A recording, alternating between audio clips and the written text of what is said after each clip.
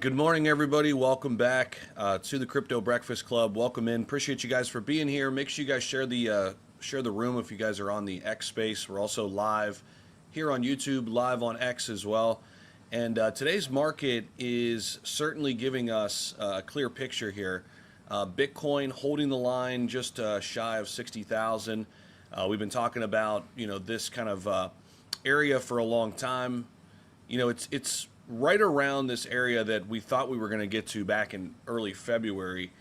We finally did, come down to the $59,000 range. Previous all-time high for Bitcoin back in 2021.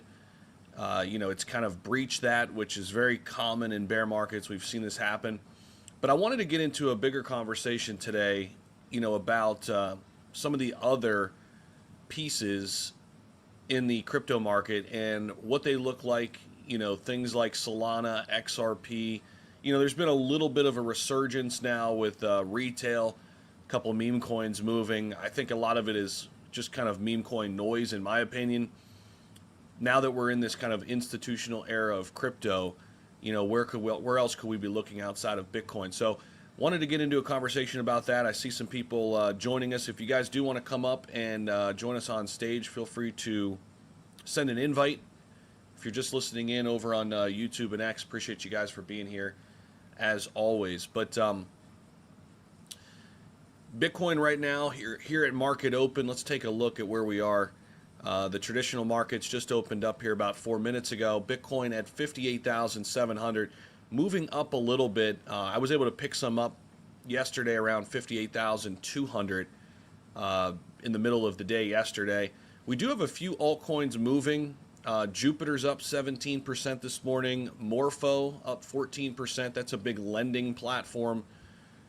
Stellar XLM bumping up about 11%. We're seeing a little bit of movement out of Cardano, up 6.5%. Canton up 5%. Solana's actually shown a decent amount of strength here, around $75. At least when we look at some of the large caps, last 7 days, Solana's up about 9%. And that is the best performing asset in the top 10 over the last 7 days. So Solana has shown some decent strength here at those levels. I think a lot of that is based on some of the meme coin noise that's bringing, some exposure to Solana. But I'm looking more at Bitcoin, obviously, first and foremost, because that is going to be our clear signal, if we're still in a bear market or not. And I think the key with Bitcoin right now, it's still the cleanest institutional crypto asset. There's still a lot of question marks outside of Bitcoin, right? And if you want to get exposure, from an institutional standpoint, they're getting exposure to Bitcoin. If you just look at what happened last cycle, we basically had a Bitcoin bull run and nothing else really moved. Nothing else really did anything. Now, for a long time, crypto kind of moved up with Bitcoin. Bitcoin kind of did it by itself last cycle. So I think it's, as I mentioned before, kind of put up or shut up time for a lot of the altcoins. Now, the Clarity Act, I think, means a lot more for altcoins than Bitcoin, and that's where Washington comes into this picture right now. Clarity Act is now formally eligible for the Senate floor, but it still has to be reconciled, still has to pass the Senate, still has to then be reconciled with the House version, and then get signed by the president. So still a lot of hurdles to jump over, and I think this bill matters a lot for altcoins. On one hand, it's big just because it's going to clearly define who's going to regulate digital assets, the SEC or the CFTC, but also which digital assets are commodities, which are securities, how exchanges can do business, how DeFi looks into the future, stablecoins, a big piece of it, related to stablecoin yield more so because we've got the Genius Act already, but I think it's really going to open the door for a lot of new assets. And I think, some of the best altcoins maybe aren't even out there yet in terms of like which are going to be the biggest runners for the next cycle. But I think for us as crypto investors, I think the game is pretty simple still. I mean, Bitcoin remains your core, and if you believe in the space long term, and you're going to be here for a long time, Bitcoin, in my opinion, should be an anchor. It has the most liquidity. It has the attention of the institutions already. And obviously, we've seen the ETFs. They've been super successful. I think a lot of people look at the ETFs and they're like, oh man, all these people came in and out so quickly. Yes and no. I mean, there still has been way more inflows than outflows to the Bitcoin ETFs. I think it's really interesting. The narrative has shifted. I thought all these people were going to be long-term holders. There are still a lot more long-term holders than people who are trading the asset. You just see the headline because we're on X, right? It's 600 billion outflows from the ETFs, or obviously not that much, but it gets into people's psyche a little bit. There's been way more long-term Bitcoin adoption through the ETFs than there has been people coming in and out just trading the asset. So the other thing on that front, that is a long-term catalyst, right? It's not something where ETFs went live, everybody who wanted to get into Bitcoin ETF, into the IBIT or whichever other one, it's not like they all got in at once. It's not like they all got in on day one and that's it. The catalyst is over. You're going to see a lot more people come into the ETFs over time. The fact that, financial advisors can now have the conversation of saying, hey, you know what? You got all your net worth tied in, to stocks. It's pretty heavy over here in this sector. Why don't you add 1 to 2% of Bitcoin? Just give yourself a little hedge. Get a little Bitcoin, get a little gold, right? This is something that, again, is going to be talked about for a while, not just a one-off catalyst. So outside of Bitcoin, you got to be really selective. There have been some good trades in the market. Most recently, you had a good opportunity with Aave, good opportunity with a couple alts this bear market. Hyperliquid has been a fantastic story, obviously, and it's still showing a ton of strength. I don't think we're going to get a 2021 style altcoin cycle. I don't expect that to happen. I think you have to pivot. You got to be building now for the institutional crypto adoption era. And I'm looking at sectors like tokenization, like stablecoins, perp DEXs, AI crypto, any kind of infrastructure plays for Bitcoin, and chains that have real institutional partnerships and adoption. So there's a ton of those names. I think there's going to be newer infrastructure plays where a lot of the conversation is going to get interesting around some names that might not even be out yet, once the Clarity Act gets pushed through. So shifting a little bit on the traditional side of the markets, the AI trade is still dominating the space, no doubt about it. Stocks have been the much cleaner play here in 2026. It's still funny to me that a lot of people in late 2025 were basically saying that the AI trade's over, it's a bubble. So far now, it's July 1st. We're 6 months into 2026, and that couldn't be the furthest thing from the truth. The bull run has raged on here for the AI sector for the first half of 2026. Are we going to get some pullbacks? Certainly. I mean, are there some things that are overvalued? 100%. But is the AI trade still in the early innings? I believe it is. I think you're going to have pullbacks no matter what. I don't care how hot a narrative is or how hot a sector is, you're going to have pullbacks.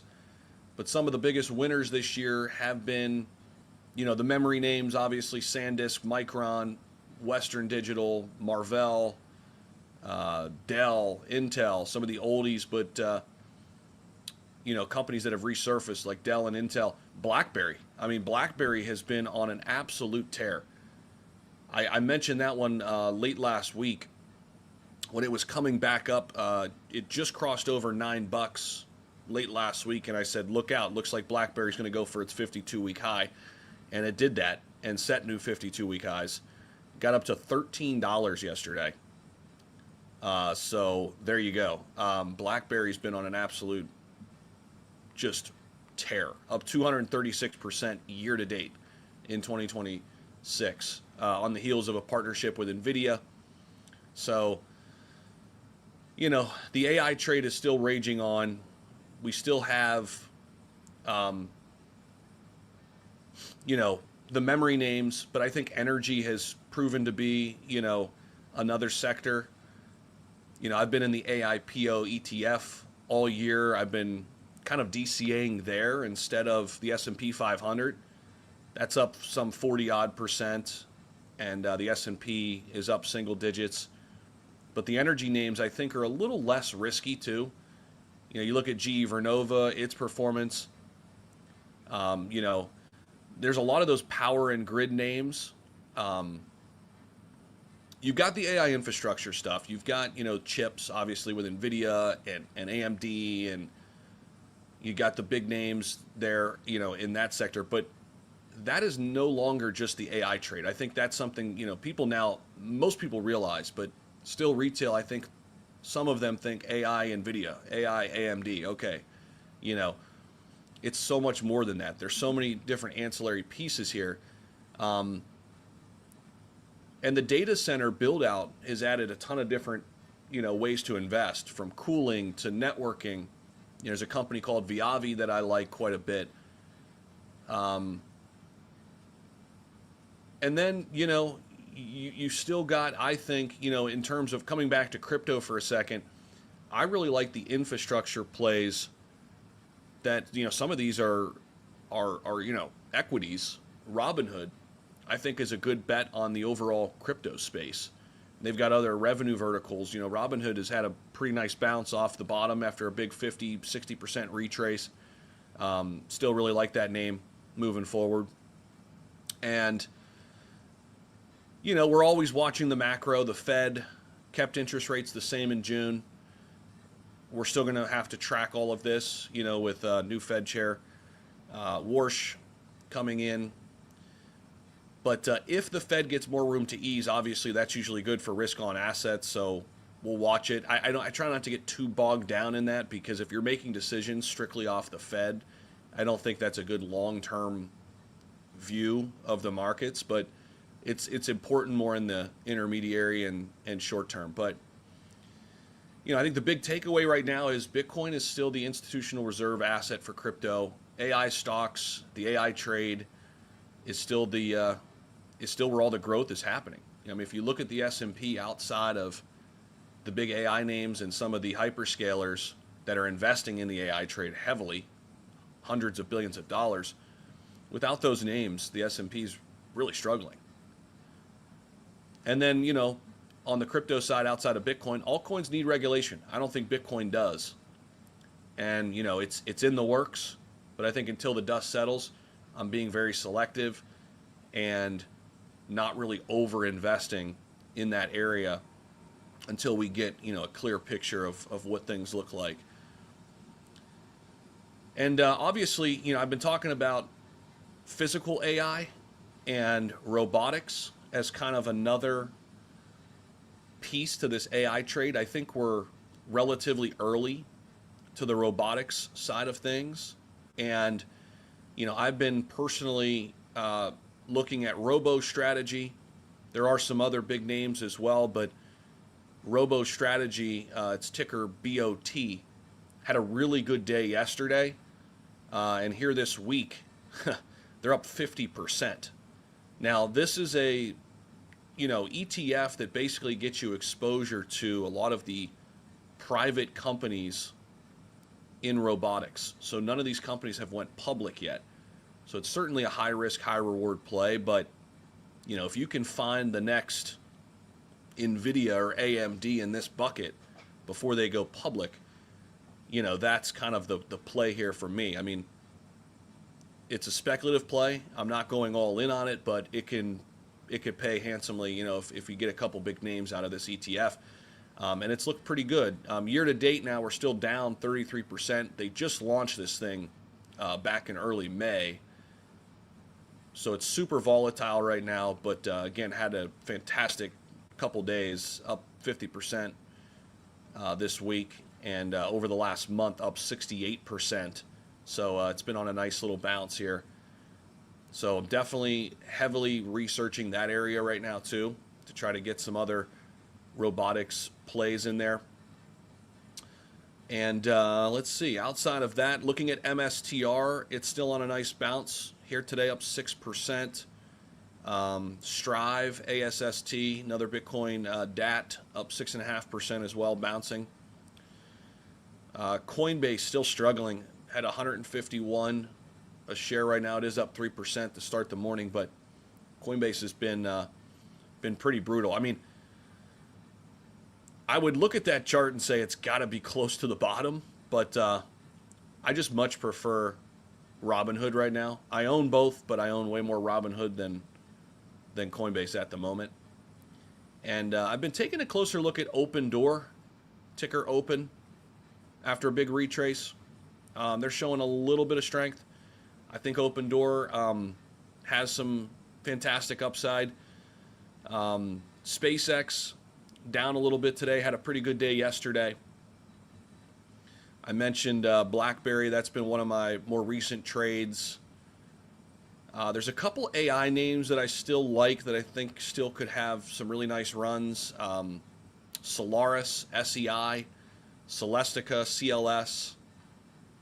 And I'm looking at quantum names as well. Quantum's a little bit more difficult to invest in for me. I'm probably going to lean toward an ETF there. I've been trying to find some single names there, but it's pretty difficult. I've got a couple, but I'll probably find an ETF to get some more quantum exposure, because I do think that could be another narrative, that's looking out into the future a little bit. But I see we got some speakers up here. We got a bunch of people listening to us on the live stream. Right around 200 people with us on the live stream. Appreciate you guys. If you guys do want to, chime in on the live stream, drop your comments. Always appreciate people tuning in, and you do get to see some things I share on screen. But if you're here on the space, obviously sharing the space helps us share the room, and appreciate everybody being here. I do see Brandon up here as well. Brandon Brooks, he's always on the Finance Daily Show. Had a great call with Brandon yesterday, so super interested to have some conversations regularly with Brandon, both on the spaces here and on our podcast. So super pumped about that. He's super well versed in the AI trade right now. He's always on top of everything related to the AI move, and especially regulation. So I think he's going to add a lot, to the content here that I provide each and every day. So really grateful that he popped in here. And Brandon, if you want to come up, feel free. But yeah, let's jump in. I see Mutasco's up here already. Mutasco, what's going on, man? Oh, good morning. I'm going to make you co-host too, Mutasco, if you don't mind. Yeah, no problem. Yeah, right. I'm glad you connected with Brandon. As you know, I'm always on that Finance Daily Show. I can't even believe it's free, because the amount of knowledge that gets pumped on that space is incredible. So he always has great insight. So I'm glad you're able to connect with him. Yeah, likewise, man. Likewise. I think we're gonna do some cool things. Definitely a bunch of content like on the podcast front, and I think he's gonna maybe try to join like once a week for our space too, and add some good insights. And yeah, looking forward to it. What's on your mind, man? No, I'm just I was looking at like the whole strategy thing. I did some deep dives on a few things. One of the things that I'm thinking, I don't know if you've looked into it, but I'm just looking at the whole capital structure, and I think it's like you have 4 buckets, right? You have the Bitcoin. You can put the Bitcoin in a warehouse and say, and the thing with strategy that I think is interesting is that there's a lot of nuances, and I think they also have a lot of transparency. If you go on the website, and what I did was I tried to do a back out of the capital structure, because all I'm hearing is, yeah, it's going to go to 0. Some people say that, but they don't back it up with anything. They're just saying it's just going to go to 0. And I'm trying to understand how that's even possible, right? So what I did was I was looking at like if they have like, I don't know, I looked at it yesterday. I don't know what the value of the Bitcoin is today. But when you go on their website, you pull up the website, there's a tab called under credit. It breaks down the preferreds, and then they have a debt. So there's four buckets. You have the Bitcoin. Let's say if the Bitcoin is $50 billion or 54 billion. I don't remember what the total is today. You have to back out the total, because on top of the Bitcoin stock, there is the common stock, which is the common equity, and that's what he keeps issuing, which is the MSTR. And then you have the preferreds, and then you have the debt, and those would be considered senior debt. And the senior debt, there's some dividends in it. There's a small dividend, and then you go to preferreds. There's like about 15 billion. So if you were to add the 5 billion and the 15 billion, whatever you get, you take it out of the Bitcoin stock, because you could replace the Bitcoin, like assume that the Bitcoin was gold, right?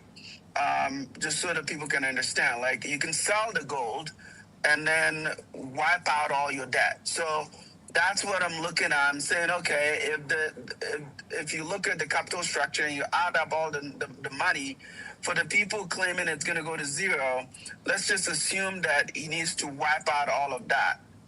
But you ask the question, how is he going to wipe it out? Well, he has asset, and that asset is Bitcoin. So if he had to sell the 50 something billion dollars of Bitcoin, what's going to be left, right? I came to a number like about, I think it was 30 something billion that was left. So then I'm looking at the 30 something billion as the core asset, which is the base asset that he's building. And then I said, well, what is MicroStrategy's market cap today, right? And so some people are saying, you know what? If you do that type of back out, you could ask the question, well, should MicroStrategy trade at a discount to the remaining asset? If it's going to trade at a discount, like by how much? So maybe, 80 cents on the dollar. So how much is that? So you have to ask the question, with all of that left out for MicroStrategy, how much should the stock be trading at? Because then I can pick up their outstanding shares, and then I can divide the total market cap discounted by the outstanding shares, and that could give me the unit price per share. Then I can ask myself, am I buying it at a discount, or am I buying it at a premium, right? So at the end of the day, we'll see how this plays out. But for me, there's enough information. Whatever I just spoke about, anybody in this space can go see it, right? You can go on their website, you can pick up the numbers, and then work it out however you want to work it out, and then come to your conclusion on whether this is a valuable asset or not. And I think part of what I'm saying, the reason why I'm bringing this up, is when I read yesterday the open standard USD, it reminded me of Uniswap. Everybody knows Uniswap. When Uniswap came in, they went through different versions. They have, V1, V2, V3, and now they're at V4.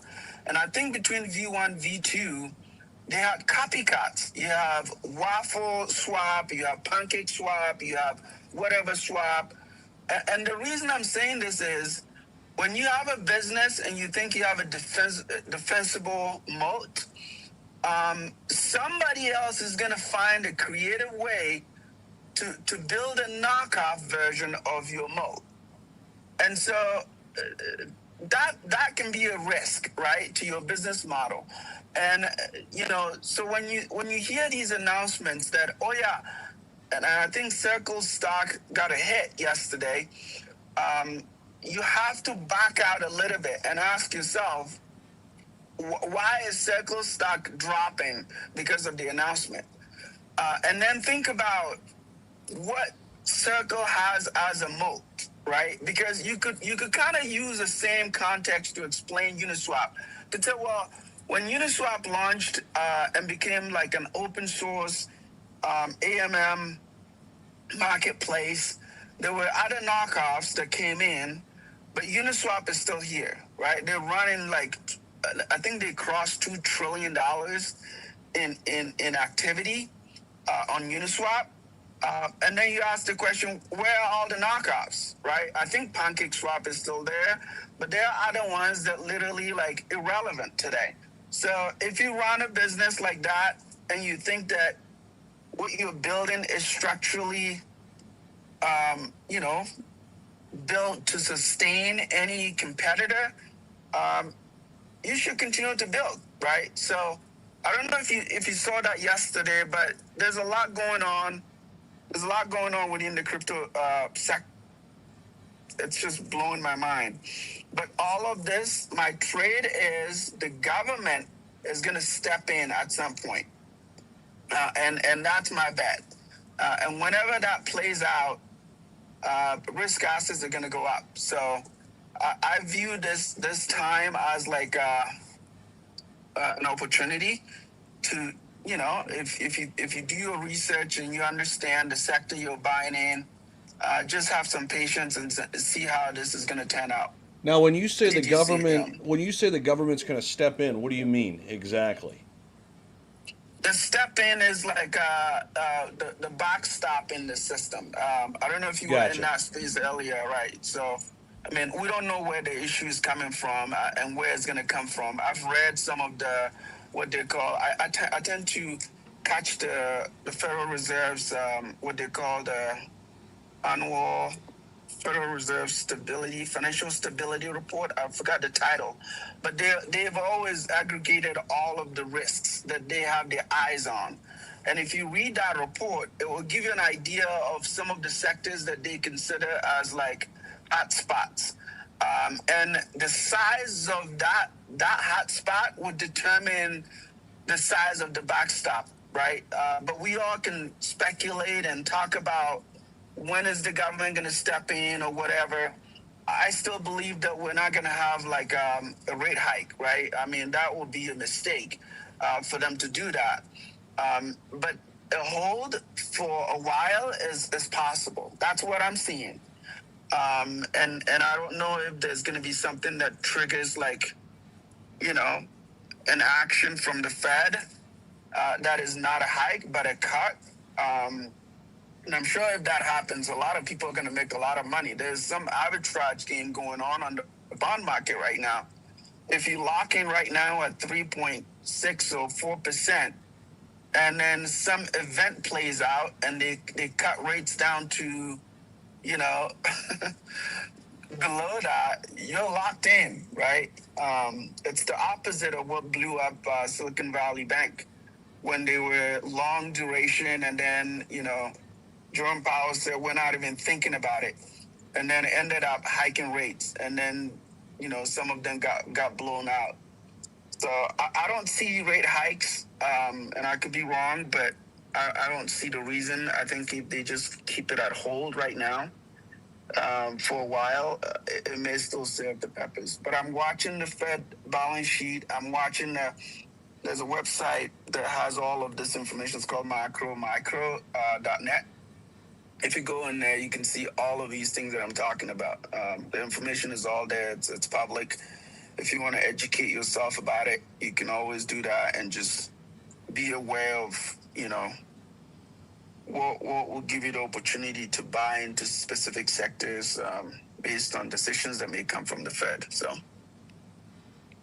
What are your thoughts on the AI trade right now? Do you see it trending in a specific direction? Do you see a pullback coming? Do you see a pullback in certain names coming? What's your take? Because I think everybody has different opinions on this right now. You know, are we in the early innings? Have you know, have the hyperscalers spent too much on this? We do kind of have a little PR problem with data centers. I hinted at that in some recent videos, but what are your thoughts around all this? well, I don't know if there's been an update on Anthropic and OpenAI's IPO getting pushed out into 2027, that may have created some, you know, slow down a little bit, because as you know, we came into this year with all the hype of, I mean, most people kind of figured out the SpaceX one, but it's a combination of several things, right? It wasn't just space. You know, he had AI in there, and he had other things all kind of bundled up. But then most people expected those other two to go public this year. I don't know if that's going to play out, but if you're seeing some, you know, drawdowns in that sector, you have to think that, you know, that's the reason, right? I don't know what the percentage is or what the impact is, but I can see why, because the expectations have been shattered. But if that, and I don't think they're going to change their mind. I mean, I'm sure it's going to end up happening in 2027. And that may be the reason that you're seeing a little bit of a, you know, slowdown in that area. But on the data centers, I'm watching a few. I think Clifford is Clifford here.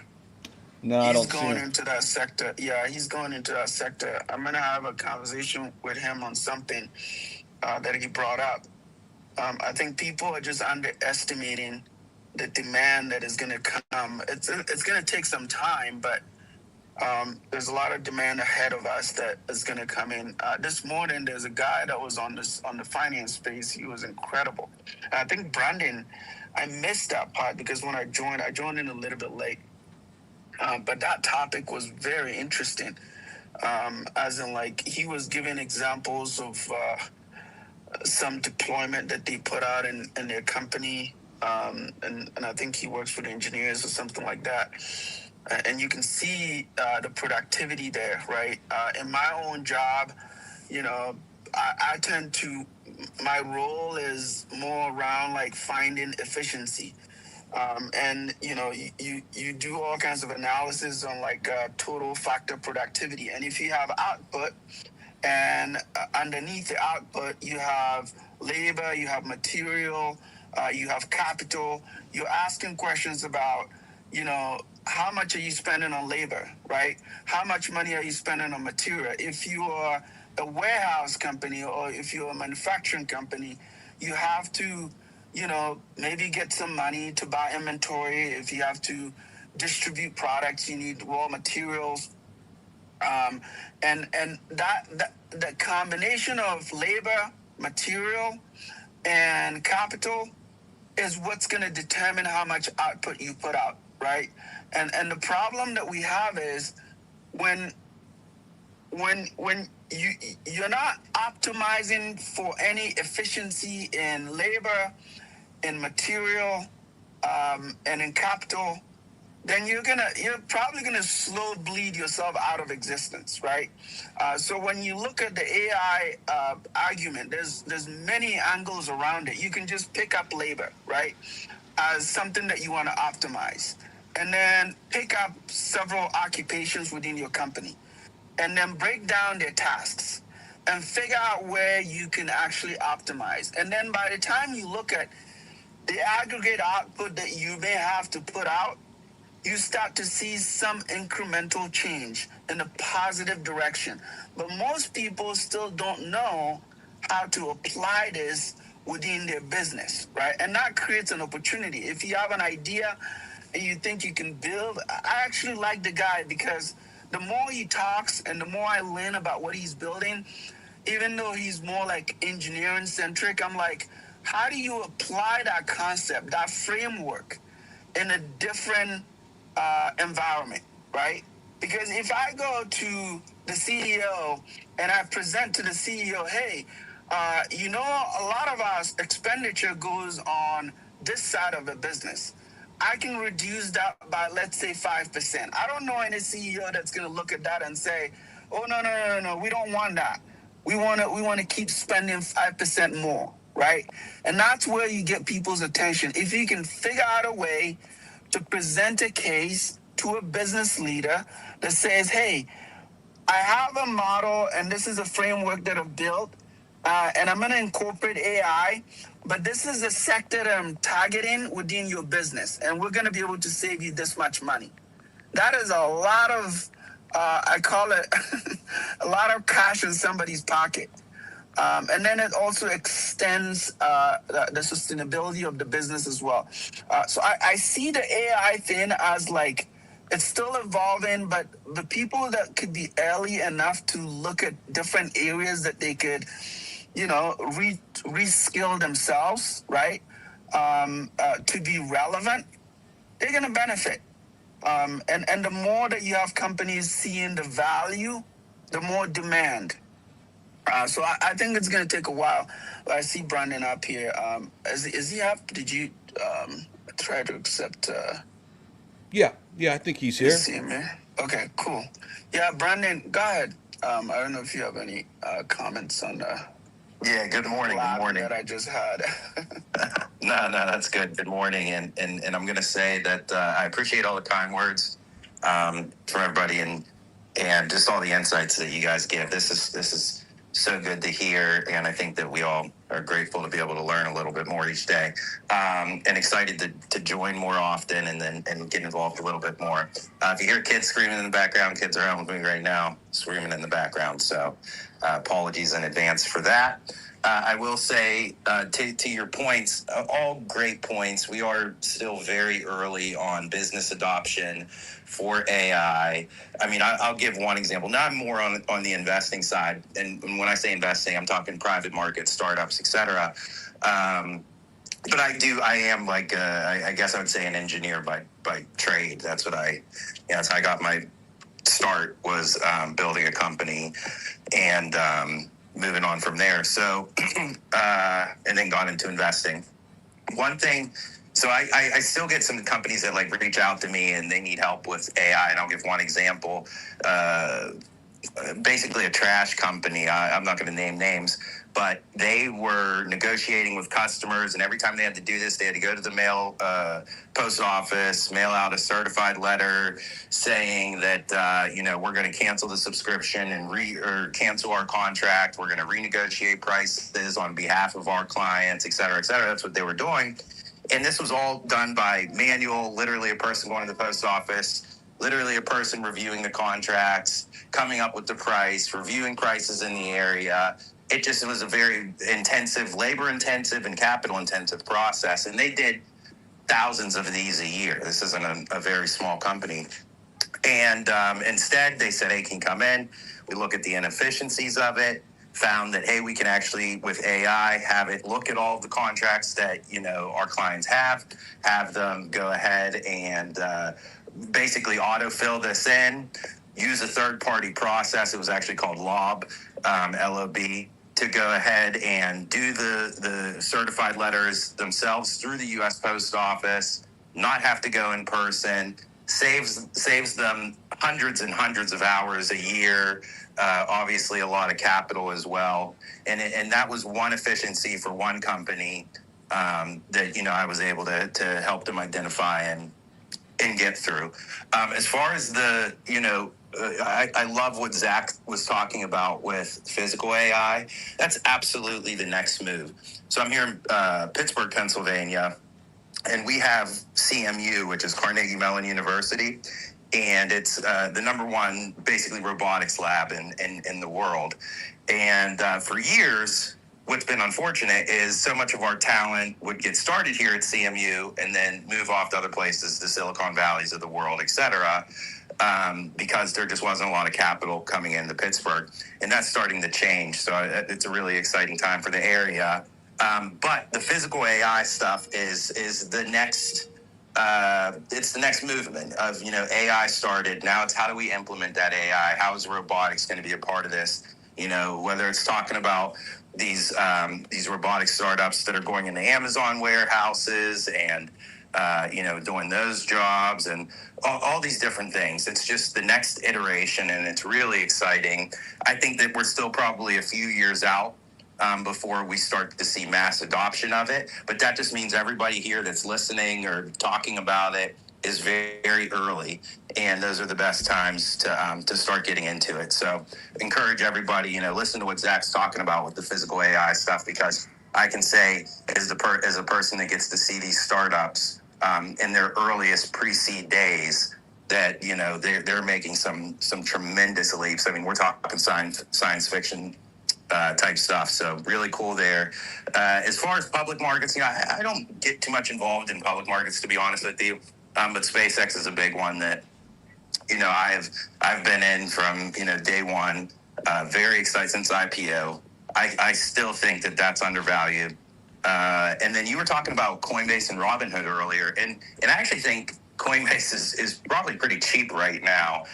Yeah, they're making a lot of weird moves, but they're trying stuff. Like you have to remember, whenever these startups are still founder led, like Brian Armstrong, and when they go public, they operate just at a completely different level. They're very cool with trying a lot of things that don't work, versus like a career CEO that runs a public company.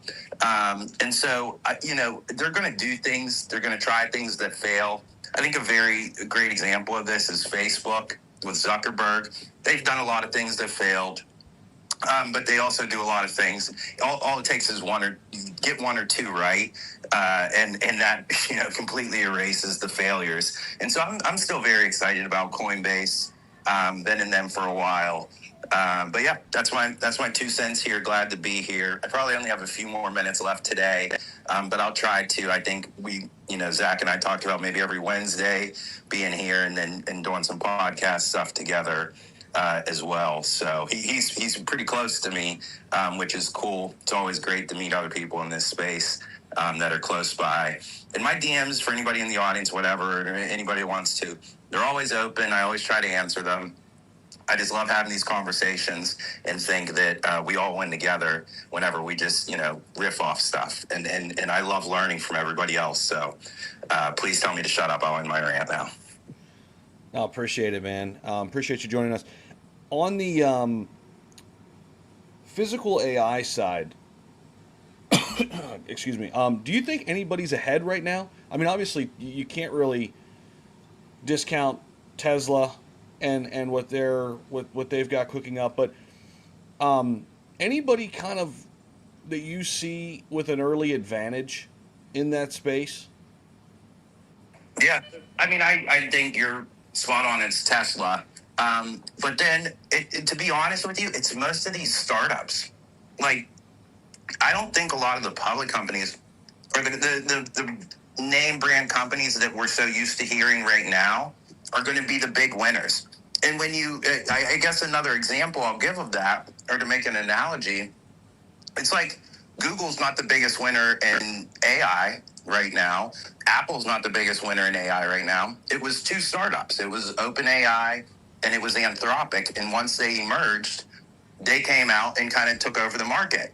And I think that that's what we're going to start seeing happen really quickly with the physical AI stuff, probably over the next year or so. And then we're going to see, 1, 2, maybe 3 companies that are coming out of being private and really start taking over the market in the same exact way we saw OpenAI and Anthropic do so.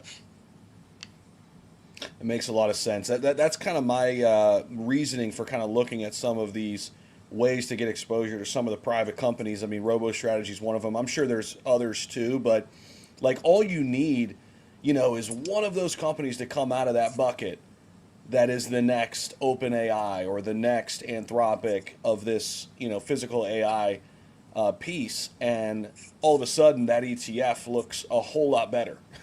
So yeah, man, that's kind of my play on it, And Yeah, go ahead, Mutaska. I have to insert something here for Brandon to see what his takes on this. Have you been following Jeff Bezos? Because that's also within the physical AI sector, correct? Have you logged in on that? Yeah. Yep.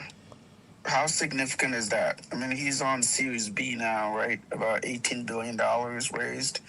Yeah, and I think it's about over a $40 billion valuation. Listen, it's Jeff Bezos, and he is the greatest. I'll probably say the greatest strategist when it comes to just making these things work. Like because you just look at Amazon. I mean, so we don't have to go down that road. And so I think he's going to be a big winner in it. But at the same time, like again, I just think we're really going to see the growth. Zach is spot on here.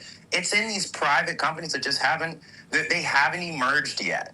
I mean, when I'm deeply involved, so I always forget that like a lot of people just don't see this stuff. Like I invest in startups, I invest in private companies, etc. So like I see them all day, every day. I talk to them all day, every day. My mind's blown like it probably hasn't been in the last 5 years by the physical, what we're calling physical AI. And that can go a lot of different ways. For those in the audience that maybe just don't understand what physical AI is, we're talking about like robotics, maybe the different form factors of robots, the ones that are going into Amazon warehouses, the ones that are going to be going into your home, folding your laundry, doing different chores for you. Or the ones that maybe are being a host or a hostess, or maybe it's the little vacuum cleaners, whatever it may be, laundry machines. There's so many different ways that these startups can emerge in the form factors they take. And so I think Robert has a great strategy that if you're not like angel investing into startups or your ear's not on the ground, just be in it in some way possible, right? Because it's not invested. You're not getting as much information, right, from a private company as you are public companies for obvious reasons. That's just the way that the markets work. So you may not want to just go all in on one single company if you don't know how to do pretty deep due diligence, and that's not your warehouse. So instead, just have a little bit of piece of a few things, the ETFs, and try to make money that way. Like you said, all it takes is one to hit, and I think that's a great strategy.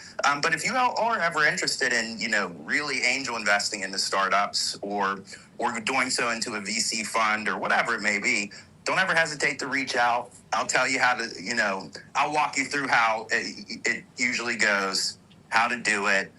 No, I don't charge for any of this stuff. I just love talking about it all day, every day, because it's the stuff that I'm interested in. Brandon, David and I, and we chat in DMs. I remember asking him this question. Maybe we'll have Zach, I don't know how you want to do this, but I mean, I've listened to you for a while, and I think what I wanted to ask you, though, and I don't know what your view is on this, if you need a different platform to discuss it, let's do that. But I wanted to ask your views on Robinhood's IPO access offering, especially regarding like investors using it to gain exposure to pre-IPO companies like SpaceX versus relying on a secondary market route. So I think that's the area that you've built. I don't know what you see the difference there. Like if somebody wanted to, get access to something like that through the area that you're focused on versus like hopping on Robinhood and trying to gain access indirectly to a private company, what would be the best route? Like, is there a way that you could describe that as like is this better versus that, or so I mean, to be honest, that'll probably be a longer form conversation that maybe we can schedule and go through deeply. But what I will say is, like, I love what Robinhood's doing with that. I think it's fantastic. I think that the regulations that have been around it are they're not great. I've gone and testified before Congress about this. I've said that, we've needed pretty massive changes because the average person, I think, should be able to invest their money. If you can go to any casino and hop the yo as many times as you want with your life savings, I think that you should be able to invest in startups. And I think that it's just the greatest wealth creation opportunity in the entire world. I do not come from a wealthy background. I do not have a college degree. I just think being able to invest in startups and or create startups or whatever, all that's the greatest equalizer in the world. And it's only getting better with AI. Right? You have more opportunities to learn how to create a business with AI. You can work through creating a business with AI. You can work through due diligence and how to DD startups with AI. Like there's the opportunities there are now becoming even more endless. And so I think it's great being able to do that with Robinhood. I'm always more of a proponent. I would say that if you have the capital to invest in startups, just do it directly, right? Like these startup founders, if you see a great startup that you're interested in, sometimes it's just as simple as an email or a DM and just shooting them a message and saying like, hey, I love your startup.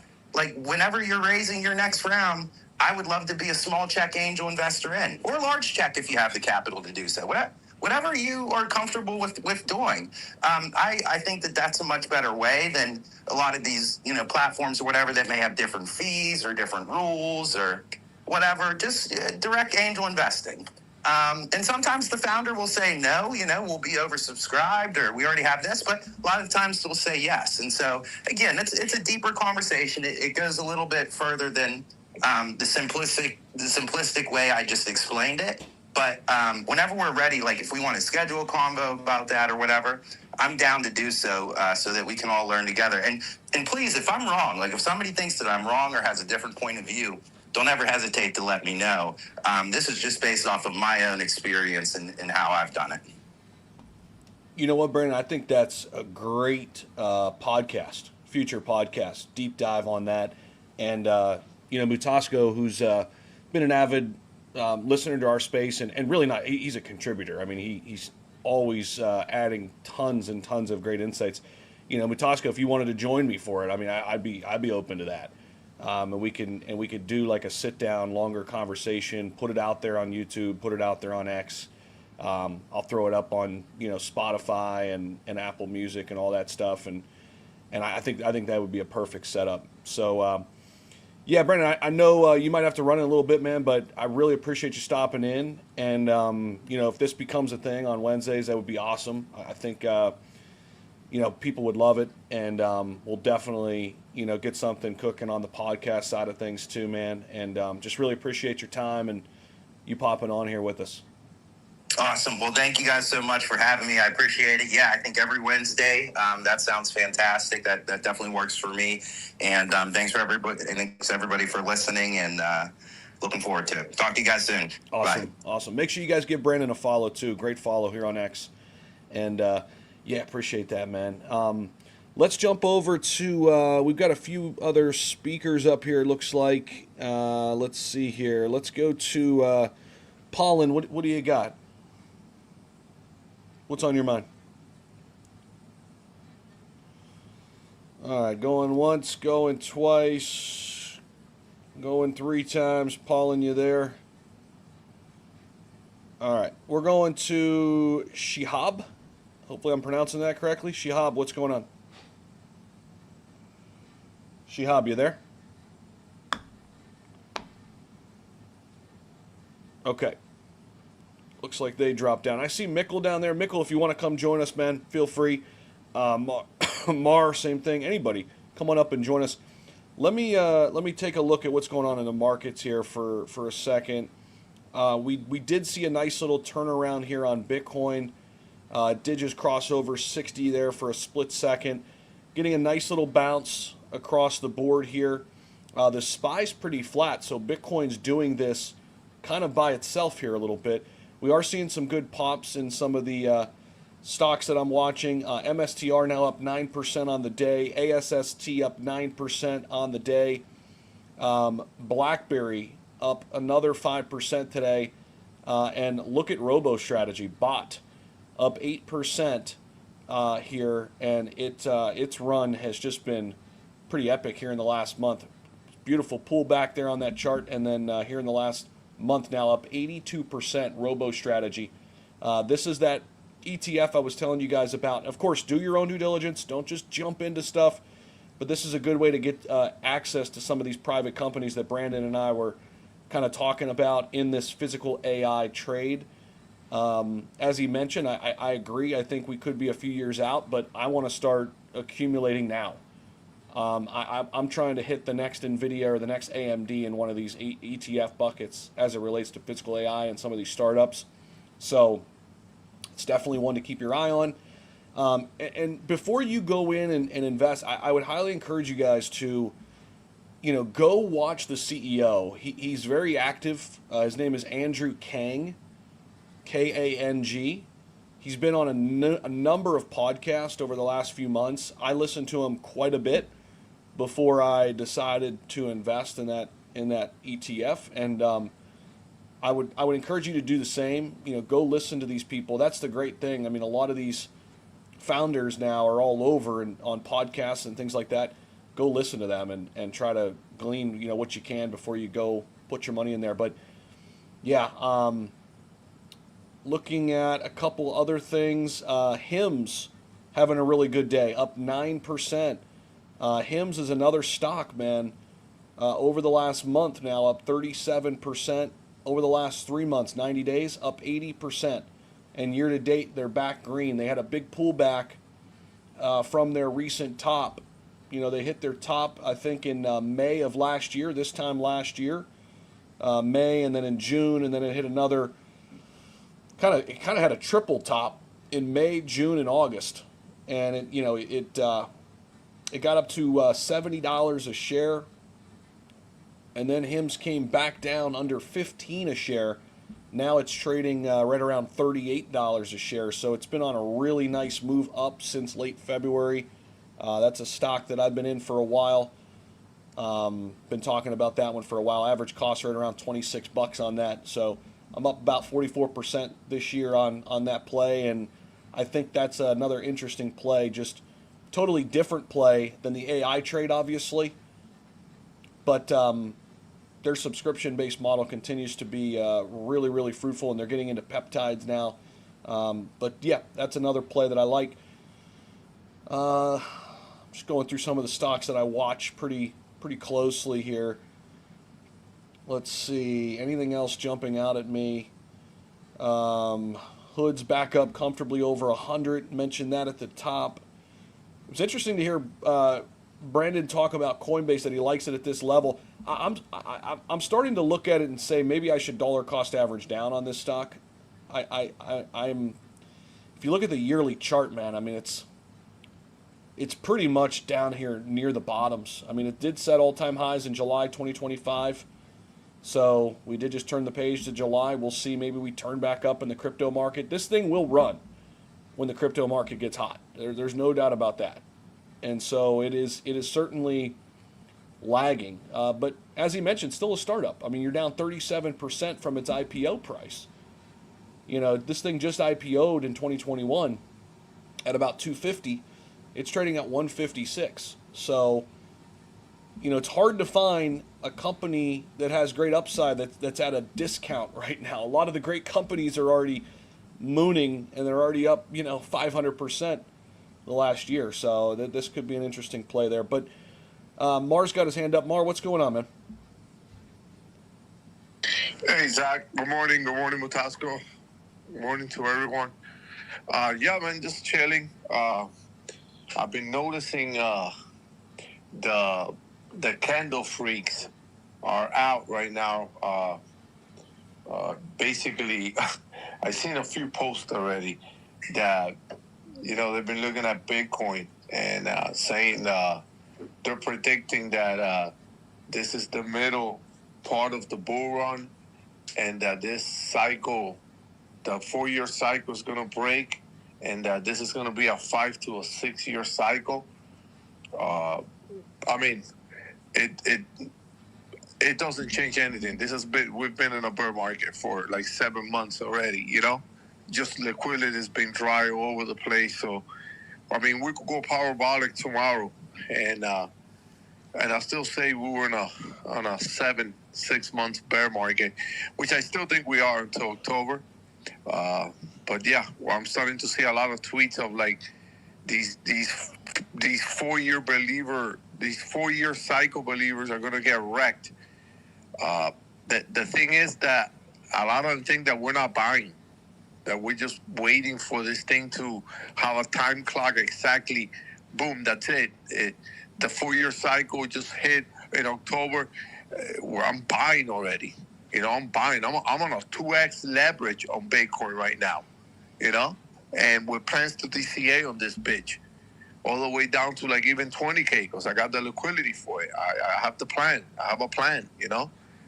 So, but it's turning out again, like I said, like I've always said, to a 4-year cycle. But yeah, now you got these guys coming in that we're in the party. Like they're kind of saying we're in the middle of when Bitcoin went from 64 to like 30 or 40K back in 21, and then it shot up back up to 69. That we're on that trend. Man, I mean, look, we all are guessing here, but we got to play risk management.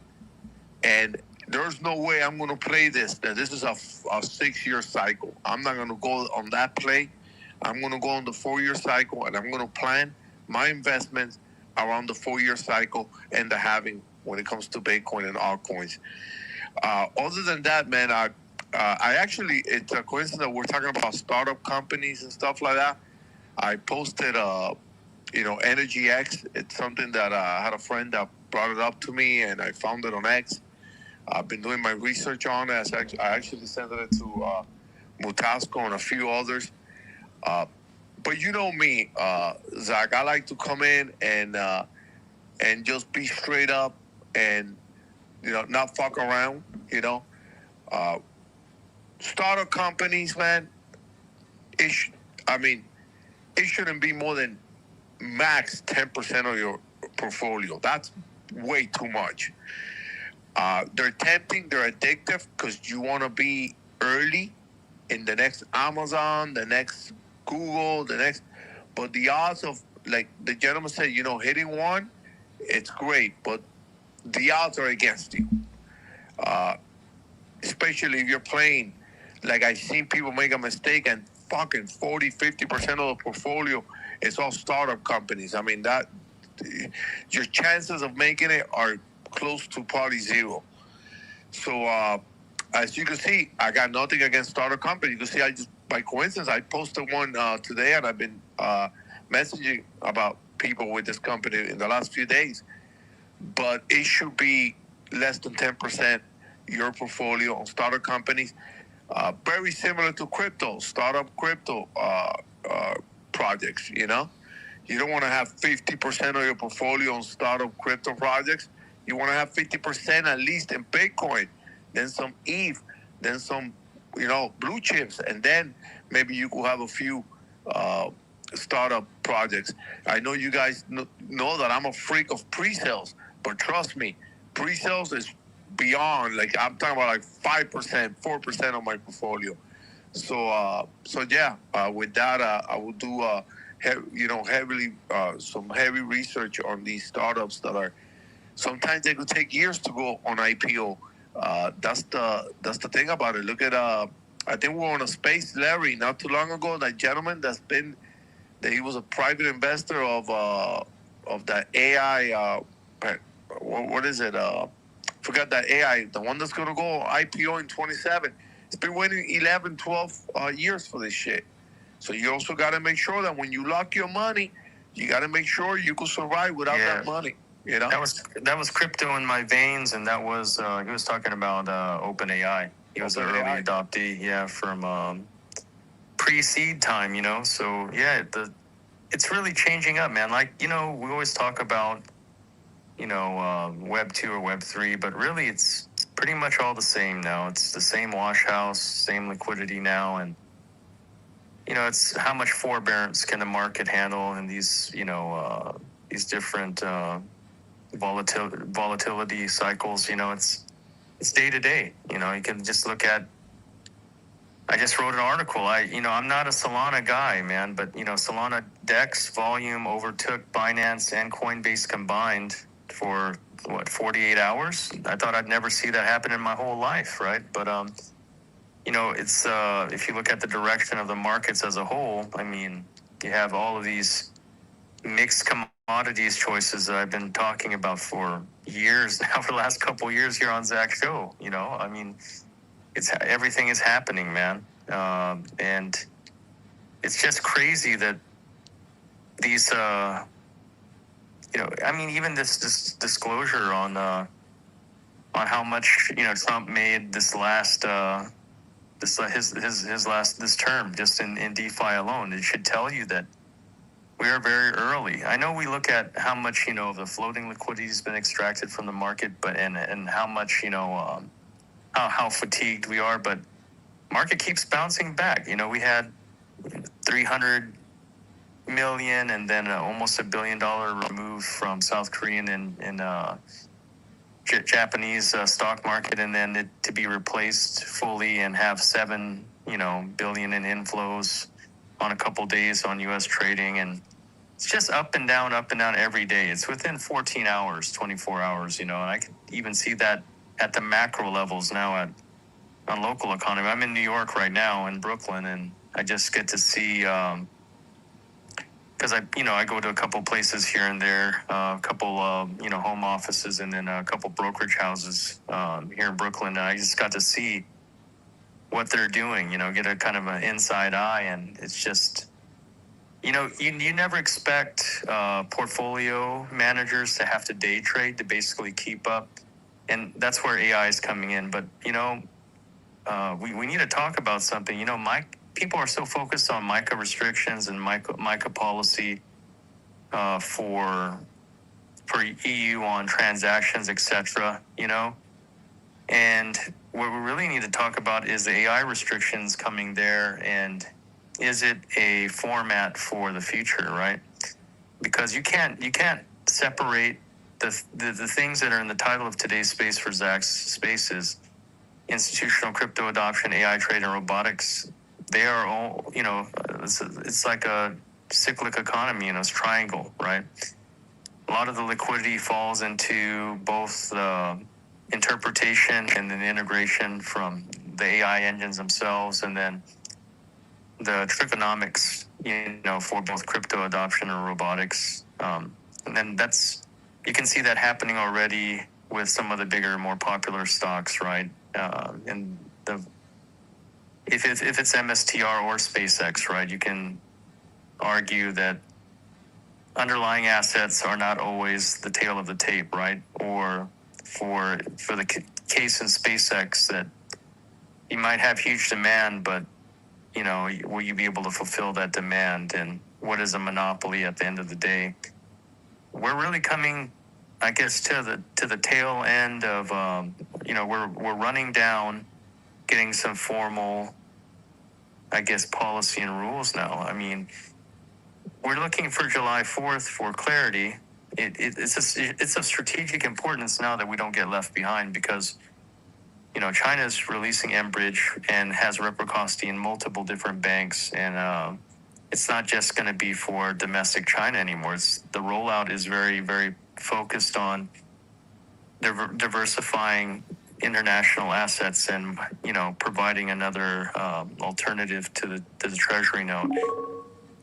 And we can see other like Hong Kong itself, and then South Korea, Japan, and many other nations now that are rolling on not just stable tokens, but instant transaction fulfillment, right? And order books. Yeah. Larry, question to you, man. Sorry to interrupt. Sure. No. How in trouble is Tether and USDC with this new stablecoin? Well, the OUSD is not something new. They should have known that it's coming. This is a good example of how both Circle and Tether, even they're so focused on pinning each other that they didn't want to. And you can't blame them. From a business standpoint, they were being defensive, right? Circle started to make huge gains because they got more institutional usage in OFAC and 8I's compliant nations, but OUSD doesn't surprise me. Basically, if you look at it this way, the banks are backing this one. They they backed Tether and USDC also originally. So if you look at it this way, they paid very little bit of money to get all of this data and see how the market would react, and the evolution of stable tokens as a whole. And then all of a sudden they spring OUSD, and it is more concerning for Circle than it is Tether right now, because I think if you look, 15 to 30 side pools have been removed, and the institutional use case is not as strong as it was. And then you also have, of course, Coinbase and other exchanges that are trying to issue their alternatives with major institutions as well. But it seems like the main banks have, like you said, Mark, pivoted towards OUSD. And one of the big telling, I guess the gauge for the temperature, the thermometer, is that what we're talking about now is a major pivots for both digital assets and just investment as a whole is, and this is not financial advice, do your own research, that we already have early adoptees for the OUSD, the Open USD, for crypto adoption in AI and robotics for streamline. They're in the next 15 days. That's all I heard about here was how people are going to provide access points for OUSD on daily commerce here in New York. So that kind of opened my eyes a little bit. But outside, before all of these alternatives catch up, USDT, Tether, it still has, quite a lion's share of the market, because it takes a while to reestablish market, alternatives as a mainstay. So it will still be quite some time before USDT and USDC are, I guess, provided another competitor. But it's not bad, though. If you look at the broader scope of the markets, if you have evolutions of, we can't have it monopolized. It would be really bad, I guess, for us as a whole if we just had a monopoly on just two stable token providers, right? And if you looked at how they really tried to format integration of stable tokens as a whole, they really tried to have it to where you would have to create a side pool on one or the other. And nation states really jumped on that early because there wasn't as much idea on how much reach you had or how much how much ability you had to create past policy. But now that there's groundwork and structure, banks have taken foot. If you look at the main front runners for Enbridge and for Eastern Diaspora, you can look at USDT. Not USDT. You look at HSBC and Standard Chartered with Anchor, and then with HSBC issuing their co-developed Enbridge token. But Enbridge has 600 international banks, not just Chinese banks. So that's something that's not talked about enough. But OUSD, it came out right in the nick of time, because if you look behind it, most of the credit card processors, most of banks are getting behind OUSD, even with their MOU and agreements and their development deals with the three main development houses, and hence the three other main stable tokens. But and you have to ask yourself too, why would OUSD all of a sudden come on the market now? I'm going to give you a hint. Clarity Act is going to pass because it probably gave early groundwork for what the limits are. Do you think the banks and businesses would get behind something with so much, flash adoption, and that a competitor would come out based solely from the U.S. for OFAC requirements without some kind of guidance? I will tell you that the writing is on the wall for July 4th, because there needs to be some good news. There needs to be some distraction before midterms happen, and we're going to get some market stimulus. It's not something that I'm just coming up with. It happens every time where there's a big pivot or potential pivot for House and Senate control, not just lasting party's stronghold or foothold. It's more than that. So you look at the greater diaspora of things, and again, our foreign policy is not just us at war and creating, this reverberating printing machine right now, but it also is the fact that we have to set foot, because all of these things will come to a, maybe not an end, but at least an understanding. Both these conflicts and now again, Mar recognized that energy protocol. You're going to see all of these energy protocols coming up. And tokenization, right? I think even beyond stable tokens, we're looking at more RWA tokenization protocols, because stable tokens are a hard market. There's a lot of growth, but as you can see, they're being monopolized very quickly, like most of these extractive IPOs in the market now. The lion's share is going to go into the 3. So if you wanted to get adoption and usage, right, stable tokens are not the easy way anymore. It's just like, even with robotics, how many customers are there? Yeah, there's a lot of customers available for it, but robotics still, even at the most affordable levels, are out of reach for most people. So it goes from, again, a Gordon Ramsay to a McDonald's type of market before there's more development. I see the same type of situation with stable tokens and issuers, because there's only so much market. So we have all of these stable tokens and not enough U.S. Treasury notes to give them backing. But we may have more pivot now because, the digital yuan's coming out on Enbridge. So it's not even a BRICS thing anymore. Now it's, hey, you can diversify into Chinese digital currency or U.S. digital currency based on either one of the fiat, placeholders. And there's not that much disagreeing or infighting about that, or you wouldn't have all of these banks on both sides.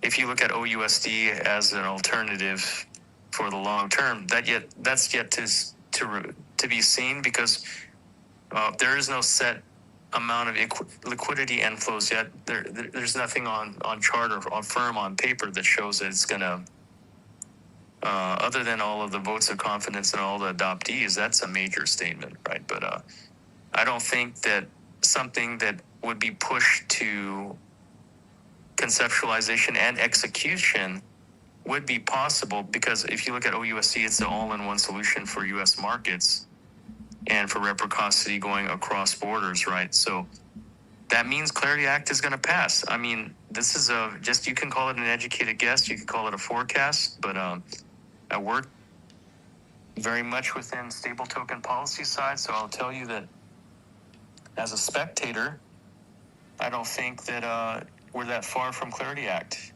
Yeah, Larry, yesterday there was a post, I think, from Polymarket that it went down to 30%. And then when I saw that post of this new stable coin and all these major fucking institutions backing it over 150, I'm like, this is the Clarity Act right here. That's it.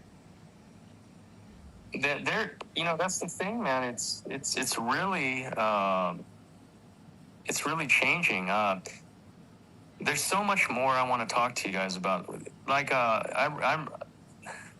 it's really true. When you travel somewhere, sometimes you really get something that you might lose in translation. And New York is, I think, because I'm in the financial district right now, there's so much stuff that I'm absorbing that I want to have more time to talk to you guys about, because it really is something to see it in action and seeing it be observed and analyzed in real time versus in speculation based on what people put out every day. So I mean, on the Solana thing, I was shocked. I'm not a Solana maxi. You guys know I'm an Ethereum maxi or a Bitcoin maxi, but really, I really feel like Ethereum is still going to be the main E to E or E to G solution provider in the markets, but you can't ignore that about Solana. So, where have all the trench warriors from Binance and Sui went to? Well, I mean, they're all on Solana again.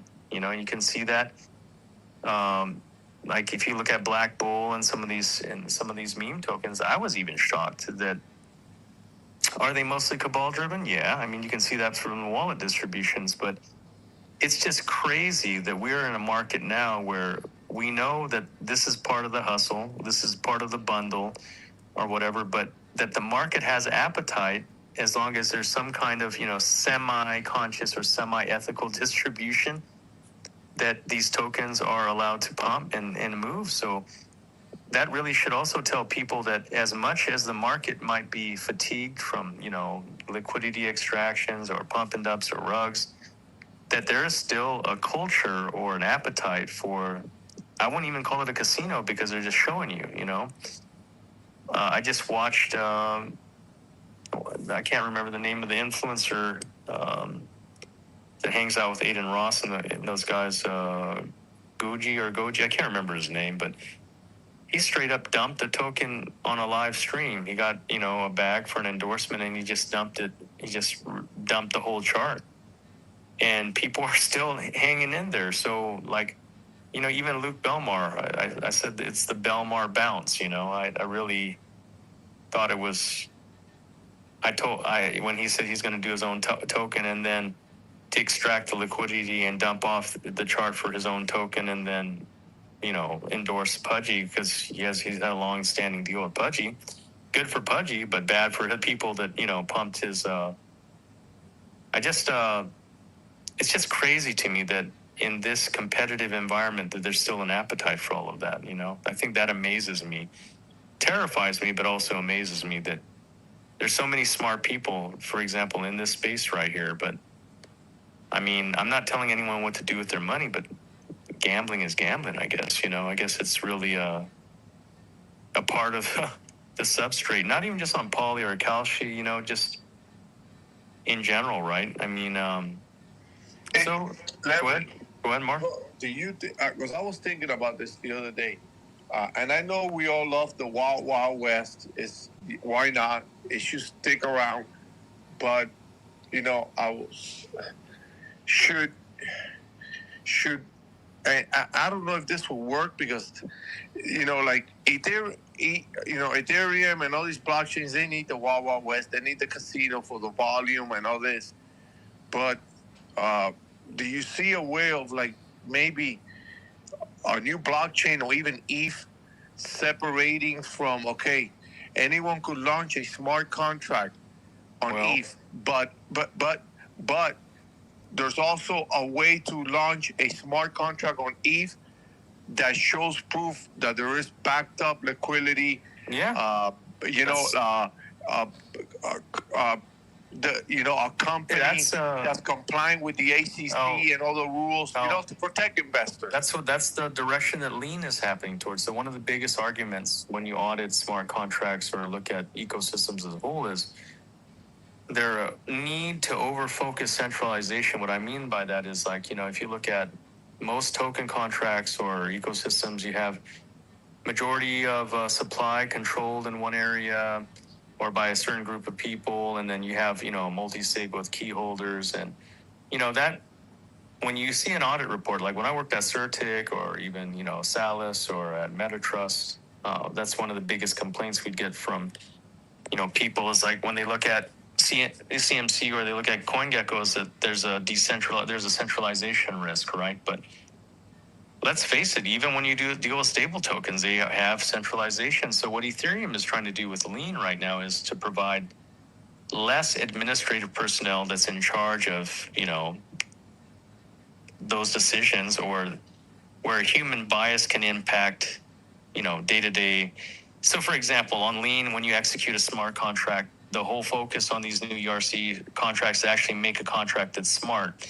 And what you were talking about, Mar, is to show that there's an X amount of leverage or liquidity on one side, so that it shows proof of liquidity, and then also that executable actions or the mechanism can be executed on the one contract. So it's two contracts, both on chain, right, and they parallel data in real time. So, for example, like I'm talking about on Pure Wallet, we have that as well, but our mechanism is different because it's offline. It's a proof of authority and proof of association square. So, that's our technology. And we have a third-party provider called, Slowmis, one of the best security companies in the space. They have something called Mistracked and Misdie.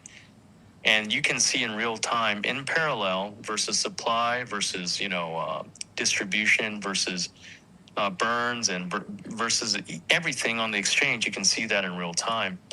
So, but Lean is trying to do it to where that's why Vitalik was talking about. We are,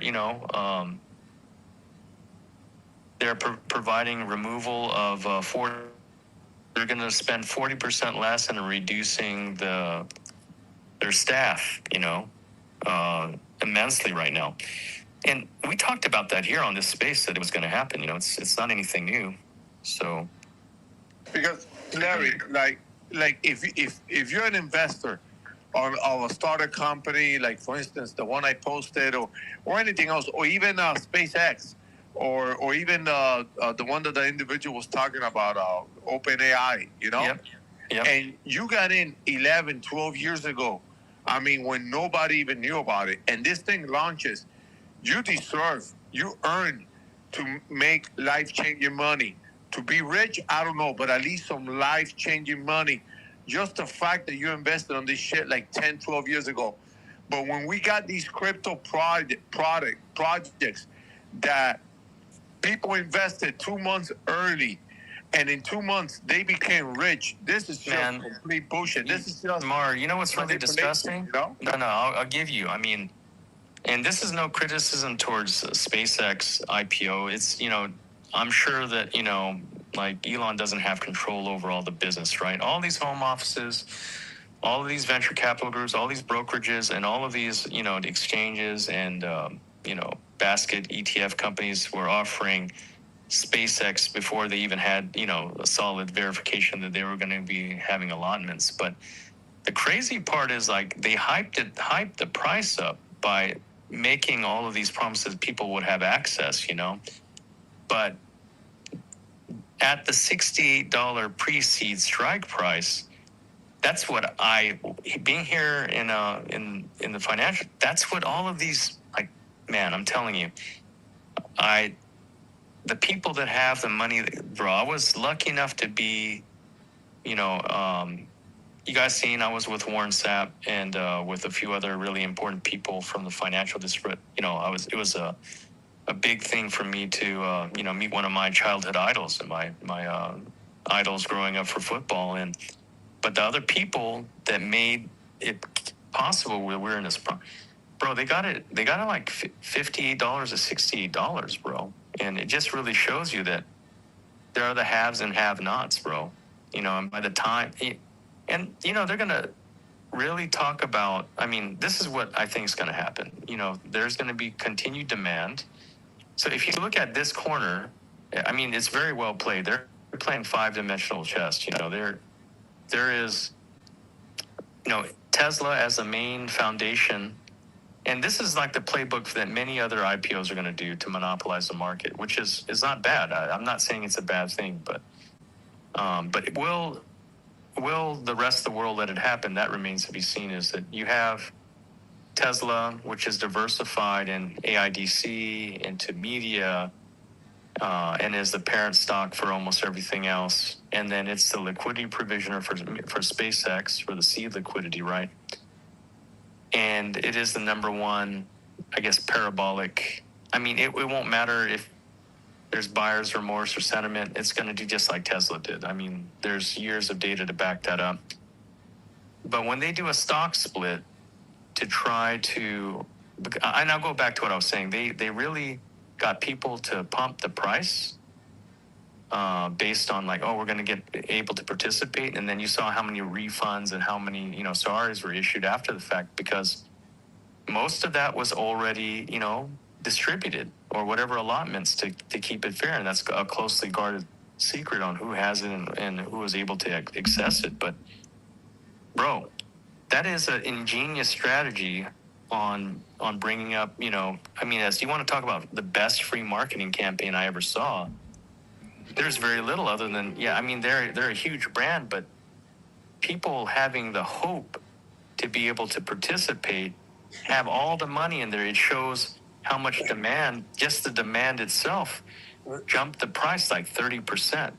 Larry, even my grandmother doesn't speak English, already speaks IPO. She's like, what is that IPO coming up?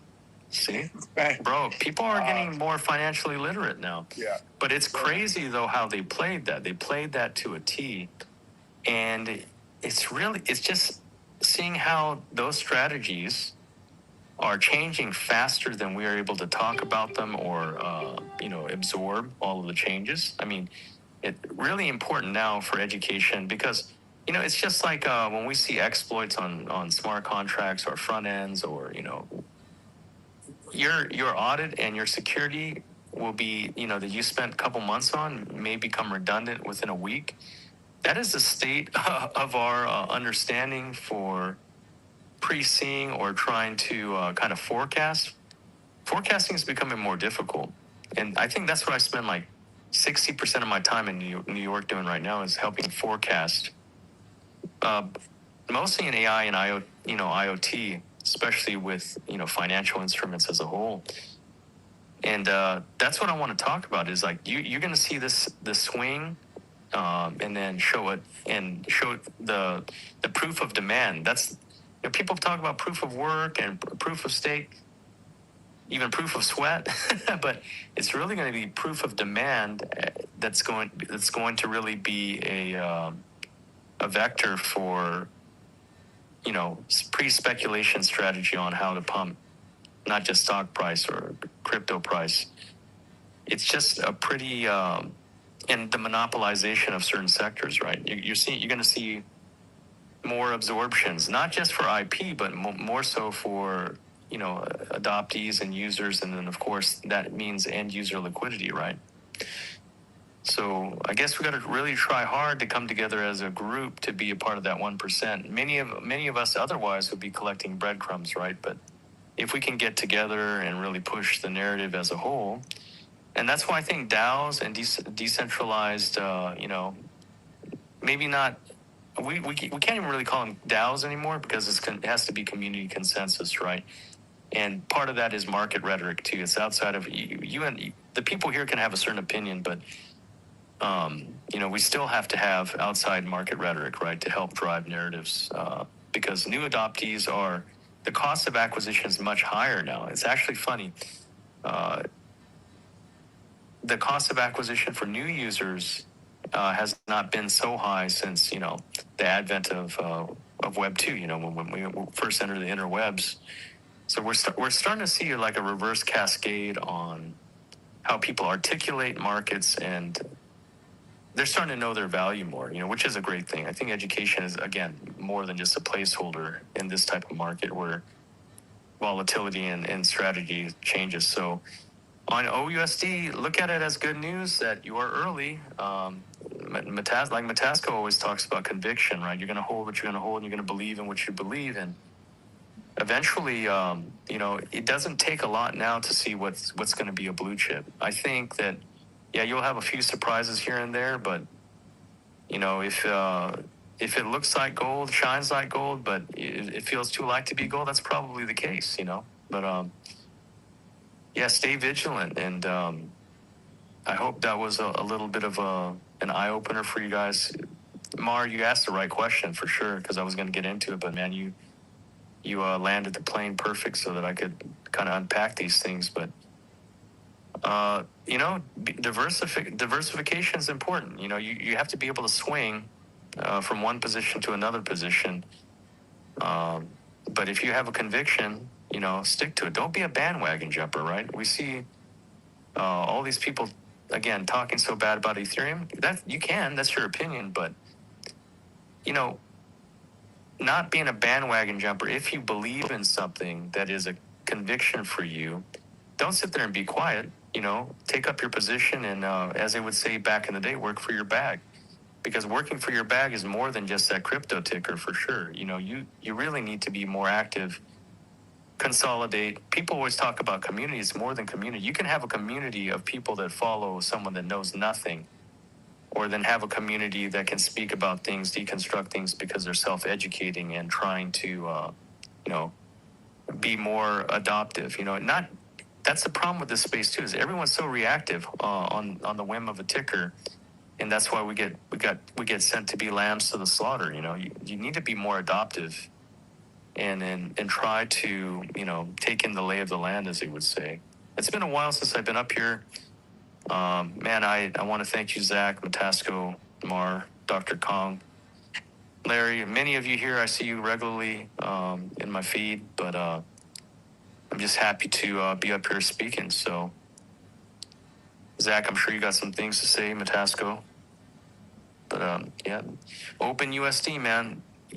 Nothing of that magnitude could get launched unless we had some type of clarity on the Clarity Act, right? That's that's all the pun intended there. So. Yeah, man, we need this. We need that thing across the finish line sooner rather than later, and I think that opens the floodgates for altcoins. I think specific altcoins are going to win. You know, I don't know how much it changes for Bitcoin. It can't be a bad thing, but I think Bitcoin's kind of in a league of its own, class of its own now. But for altcoins, man, I mean, you look back to the previous cycle, you know, we didn't really have a full-fledged altcoin season. We didn't have a rotation from Bitcoin down the line. And, you know, I wonder if that was because of the lack of regulation, you know. And at the same time, though, you know, it's weird. At the same time, we had some craziness with meme coins, obviously, you know, the Solana days with Trump and Melania and all this stuff. And so it's like, maybe it's kind of both things working. It was like, hey, you know, the smart money, the institutional money, they're kind of focused in on Bitcoin, and the retail money got trapped into a couple plays, and they kind of left all these, call them legacy altcoins or institutional altcoins. They were left there, and then by the time, you know, it was time to get in there, then the AI trades started to pop off, and it's like, man, it's just kind of, you know, everything that could have went wrong for like the good altcoins, you know, Exactly. Yeah. Things with real applications. For sure. But I think the Clarity Act is that starting point, I think, for these things to actually really have their move.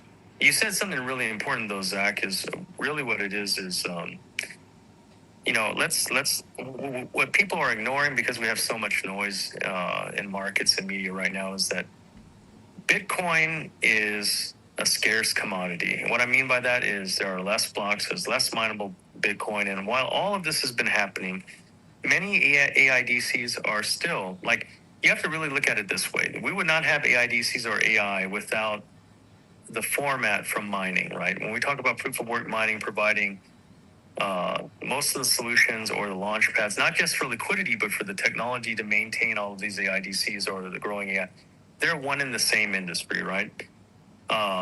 So that is not a by accident parallel. That is very much in tow. And Zach, you know, Bitcoin will remain, you know, a value store. And with this price volatility on Bitcoin, where do you think some of this loose liquidity came for these alt token and meme token pumps that we had in the last week? There is some correlation to that. Ethereum even stabilized out, you know, to a more manageable mean level than Bitcoin volatility. You know, that's okay, because while people are worrying about Bitcoin being at this low price, what are larger institutions that are quietly buying it up? Nation states like, you know, Oman are building and continue to, in the UAE, are continuing to invest and buy and put into effect more mining. Look at places. I'm sure you guys heard about those busts in Thailand and several other countries where they're stealing power to mine Bitcoin, or finding new illegal Bitcoin mining operations even in mainland China, wherever that is the case, bro. That's not a mistake, right? So, like you said, Zach, don't be a bandwagon jumper. If you just are reactive to what Joe Schmo says, then you are, again, going to be sheep to the slaughter. Many of us have had hard times because money is an emotional thing to sit here and stick to our convictions. But as you can see, I mean, it's paid dividends for some. How about those SanDisk people, you know? Shit, I would have never thought SanDisk would have pumped to, you know, 100x. SanDisk, little SD cards, little memory sticks, who would have thought, right? Or BlackBerry even. I would have never thought either one of them, bro. But that is the case, right? So, I mean, if you're going to be in your convictions, you should stick to it, because eventually they may pay dividends, but at least if you stick to your convictions, you may lose less by holding on to what you believe in than going out to the next shiny new bicycle, right? That you might be able to ride for like a day and then afterwards your tires are flat and you don't have a bike to ride anymore. So even with stable tokens, right? What pushes stable tokens are adoptions, right? That we have all of these people that created all these stable tokens, and there's two-part problem. No one's adopting them for usership. And then the other part is there enough treasury notes to come behind it? Now that's going to get remedied because Enbridge, the Chinese digital yuan's coming on board on market, right? But this, if you look at it this way, this global economy is opening up on the backbones of the technology that we have been curating and adopting and being so loyal to. So again, don't be a bandwagon jumper. You know, some people get embarrassed. I was at an event recently where I knew this guy 2 years ago here in New York, and he was just the biggest crypto guy. You know, was talking about ETFs and, you know, stable tokens. He didn't really know what he's talking about, but still talked about like he knew what he's talking about. And at this dinner, he was ashamed to talk about crypto, and I just said, "Man, what happened, bro? You're sending all your buddies here and giving them advice. You had a property brokerage, and you know, and you were loaning money on subprimes, and you're getting people to buy into crypto, and it's okay for you, but not for anyone else, and you're ashamed to talk about it. Don't be one of those people. I mean, just keep it real, man. Be ready to take all the fades, you know? I mean, it doesn't matter sometimes what people think, right? I mean, the proof is going to be in the pudding, right? It doesn't matter what some people's interpretations are. That's what I like about what Matasco says. He's like, he doesn't care what people think. He's going to hold on, and Amar too, right? I'm just going to tell you and keep it. It's whether you want to listen or not. That's what's great about America. That's what's great about this space we're having, right? You can voice all of your opinions. People will have a hot take on some of the things you say, but that's at least you can share it respectfully. You should take that type of focus and acumen to how you react, how you trade, and you know, have a little bit of you know, like I guess conventions to be loyal to what you're doing. If this was easy, everyone would be doing it, bro. It is interesting too. We started Q3 today. You know, July 1st, we're seeing a lot of the crypto-related stocks move. Coinbase, Strive, MSTR, Robinhood, all looking really, really good. BMNR also looking really good. BMNR's up over 8%. MSTR, ASST, and Coinbase all up over 10% right now. Robinhood up over 7%. You mentioned BlackBerry, man. That thing has just been on a mission. I've been in that one for a while. I don't know how, bro. You want to talk about the meme of a technology stock? Bro, that reminds me of the brick phones and then the little keyboards. Like, you made it, man. You're either a dope boy on the corner or you're just a rich guy. But what is BlackBerry's application in this new, you know, in this new telco market? I guess the insiders know, but I feel like some of these legacy stocks, just like some of these algorithmic tokens, Zach, have some nostalgia, and that's why they pump. Just like if we take a look at the GameStop strategy, because for the life of me, I've researched into BlackBerry, and I don't see what any of their legacy technologies are bringing, other than if they are a liquidity pool or like a VC or like some type of proving fund for new technologies, and they're just reinventing the IP and making it popular again. I could see that. But for the life of me, bro, I would have never thought, unless there's an insider telling, hey, you should buy BlackBerry just like SanDisk. So what's driving it is their QNX software. So they just had earnings, and their QNX revenue is way up. They signed a deal with NVIDIA. Also, that was a big headline. Yep. And so basically, you know, like a lot of these companies, like Intel and Dell and NVIDIA, they're all finding themselves, you know, basically transitioning into the AI play, right? So the QNX technology is going to be said to be used in autonomous vehicles, industrial robots, the medical equipment that's going to be part of the robotics play. aerospace, AI edge computing. So that's the big thing that's driving them now. So they're all SanDisk, same thing, right? They were just sitting there, and then all of a sudden, memory becomes this big deal that's part of the AI trade, and there's not enough memory, and you've only got a couple big players. You've got two players in the United States. You got Micron and you got SanDisk, and then obviously you got SK Hynix and Samsung outside the U.S. that are Taiwan monsters. Semiconductor. Yeah. Taiwan Semiconductor, Hynix, Samsung. I mean, go look at the Round Hill ETF, where you can get exposure to SK Hynix. I mean, we mentioned this 3 months ago. Year to date, it's up 149%. Bro, I mentioned several of the Korean defense stocks here on Zach's show, and many people DM'd me in my DM like, thank you, I made money. I didn't. I don't follow my own advice sometimes, but I should. But Zach, I wanted to tell you on the QNX though, like, I wish him the best, but like, I recently put up a post where I showed the circle of environment for AI and IoT from AI in China. This market is changing so quickly that I don't know that. I hope they can squeeze out a segment like it's being adopted, but again, we look at like what DeepSeek did to a lot of the models when it first hit the scene. As far as operating systems and like machine learning integration platforms like QNX, I mean, it's going to be super competitive, bro. So I think it's good. Again, diversity is really good because there's a couple Chinese like ByteDance. They're going to release that IPO is going to be crazy, man. I'm not promoting them. But they have something that's coming. There's a reason why they're wanting to go IPO, and they went through the slugfest to get into U.S. markets, right, and get a ticker here.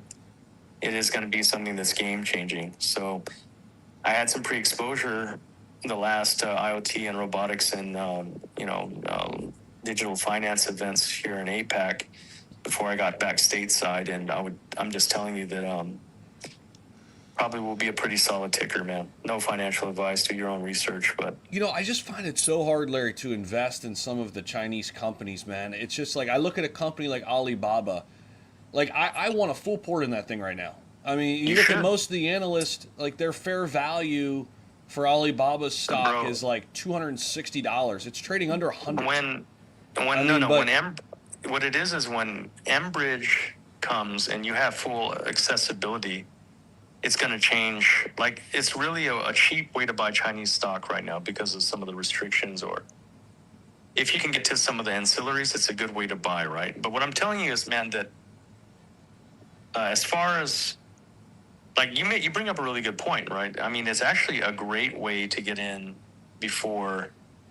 There's so much technology that's being bottlenecked back by policy from China for broader use that if you saw, even like if you look at like traditional U.S. strategic partners like South Korea, they can only hold back so much because, again, South Korea is fulfilling, I would say, 40 to 50% of defense orders on, counter batteries and air defense and just like we were talking about, even ships.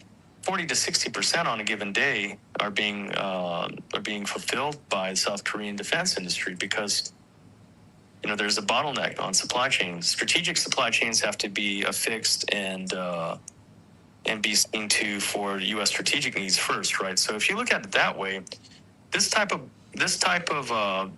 floodgate will be opened up too, and then it's going to be a super, I think, ultra competitive tech market to where, again, you're going to have more choice. But is that bad for us, the small crumb getters? No, it's not.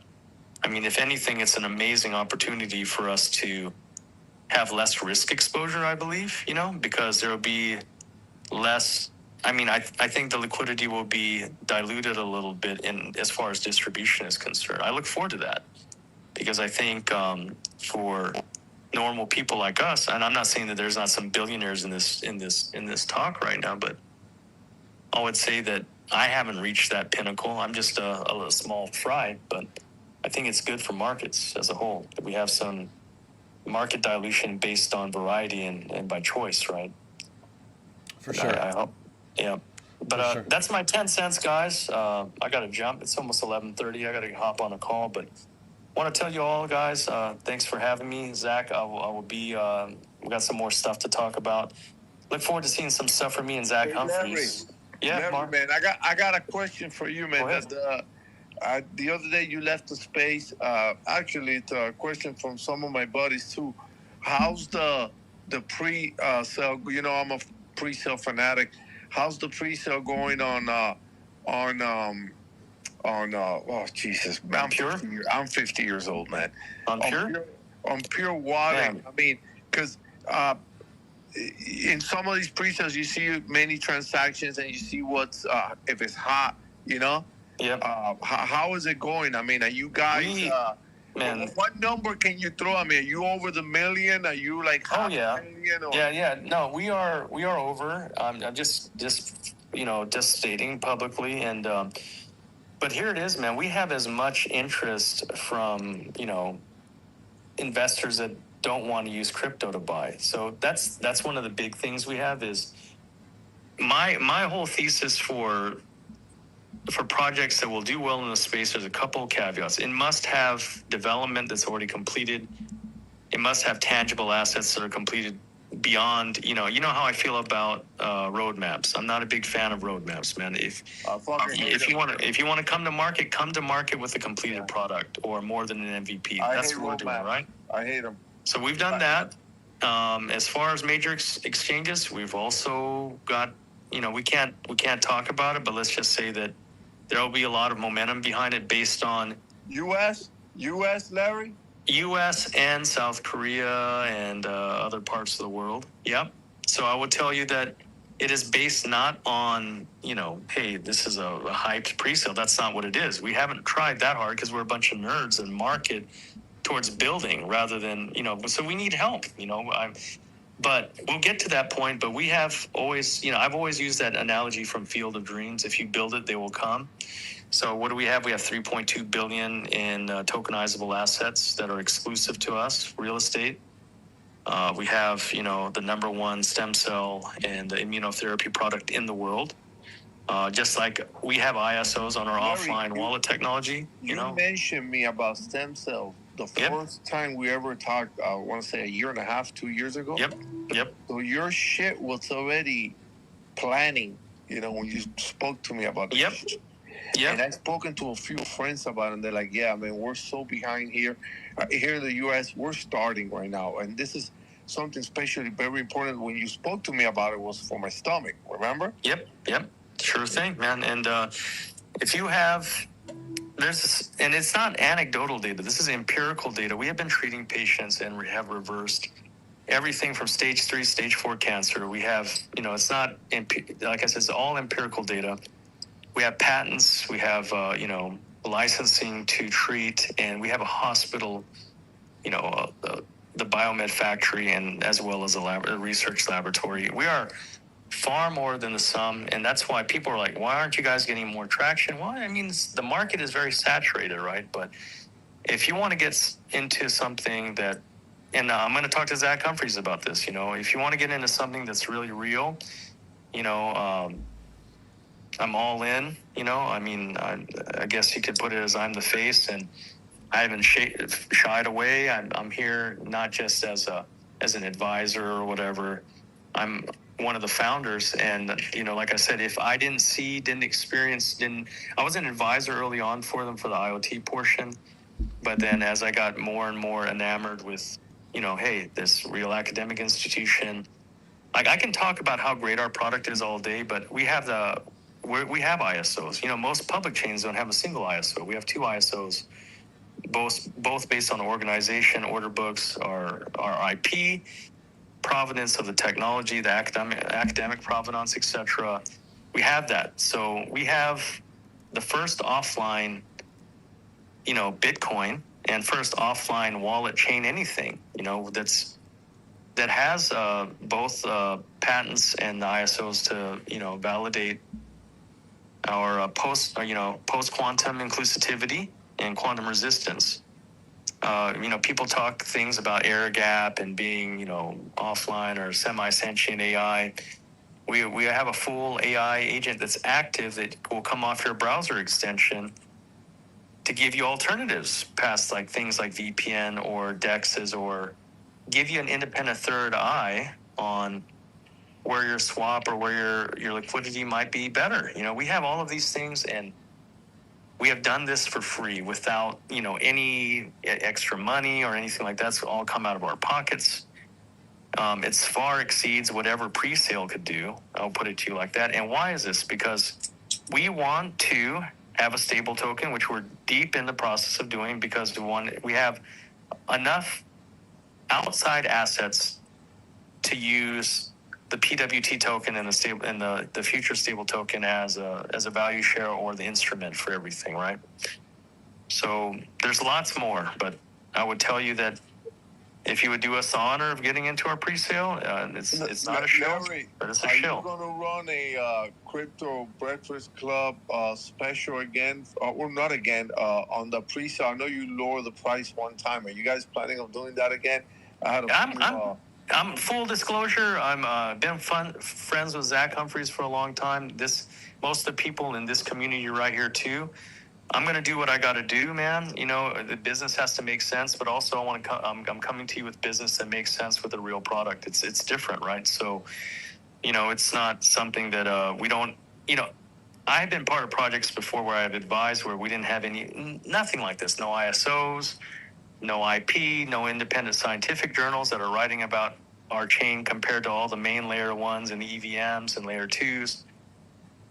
You know, I couldn't have imagined how much more this can be, and this is. But, you know, we want you guys to be part of, and with what we have coming on for exchanges and the momentum we're building, it is a sure thing that and we have a public pre-sale that's, you know, it's all black and white, you know, and you don't have to be on a special list or a white list or be a pre-seed or a special friend. You can get in this just by going on our website, getting on our pre-sale, and when we go TGE, I'm not giving you financial advice, so don't take me on this, but you will most definitely probably make some money. I'm just saying that as a whole, I'm estimating that, but I would tell you that we have so much utility and so much product that's proven revenue generation that it was not hard for the exchanges or for some of these financial institutions to hop on board. And, you know, you can go through my timeline and see. I'm a receipts kind of guy, so I provide all kinds of receipts, man. Hey Larry, I was just asking because I know you lowered the price for like a week or two. I don't know if you were planning of doing that again. But last question is, man, I don't want to sound racist. No. Where the hell does a white Chinese man like you know Warren Sapp, dude? Like, come on, man. Where did I'm a Korean. I'm a Korean American, bro. Downtown, by the way. I've seen him twice. I just say, what's up? You know, I screamed at him, Sapp. You know, Tampa Bay Buccaneers. I mean, 10, 15 years career, 2 Super Bowls, I think. One or 2 Super Bowls. Where the hell do you meet this guy out of everyone? You know, birds of a feather flock together, man. He's a solid guy. And, you know, we're just in the same network of people. You know, shout out to, you know, Bridge Finance and a couple other New York, you know, companies. But, yeah, Warren was really cool. We got to watch the World Cup together, man. We got to eat some food together, man. And he's a great human being, man. One of my heroes, man. One of the best defensive players of all time. And he's coming behind Pure Wallet, man. He is endorsing Pure Wallet wholeheartedly. You saw, if you looked in my feed, he's all into what Pure Wallet's doing because he's a very smart man. And he knows, like, I could talk. He said, Larry, you could talk about this shit all day, but I did my research and, you know, I know what it takes and the cost it takes to get all of your technology and everything else validated. So yeah, Warren Sapp, ambassador for us, but not just that. I mean, he's my friend, great human being, bro. One of the most down to earth and most approachable people too, Mar. He's solid, but it was surreal for me, man. I'm not gonna lie, I was starstruck, bro. I don't usually get starstruck, but I was sitting next to one of my heroes growing up. When I was playing football, man, I was like, that's my favorite defensive player. It was him and John Randall. And I got to sit next to him, bro, and watch World Cup and watch the game and be above the concert, the after concert in the financial district on the 60th floor in the middle of New York. Like eagle views, man, from one of the most beautiful exclusive penthouses on. That is like crazy stuff, bro. Like, hey, I sat down and I sat right next to Warren, dapped him up when we scored, got to watch the US game, bro. That is just crazy stuff. But Mar, I mean, I might be a pretty cool Chinese Korean guy though, bro.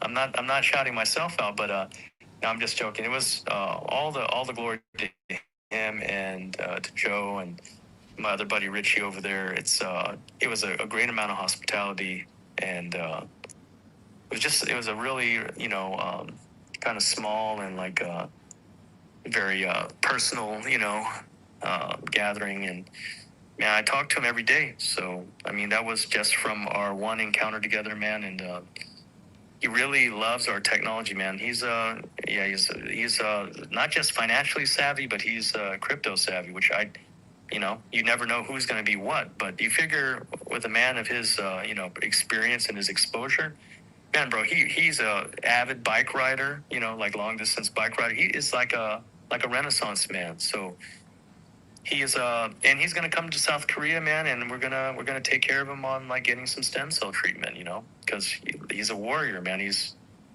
experienced a lot of injuries from being a pro football player in the NFL, man.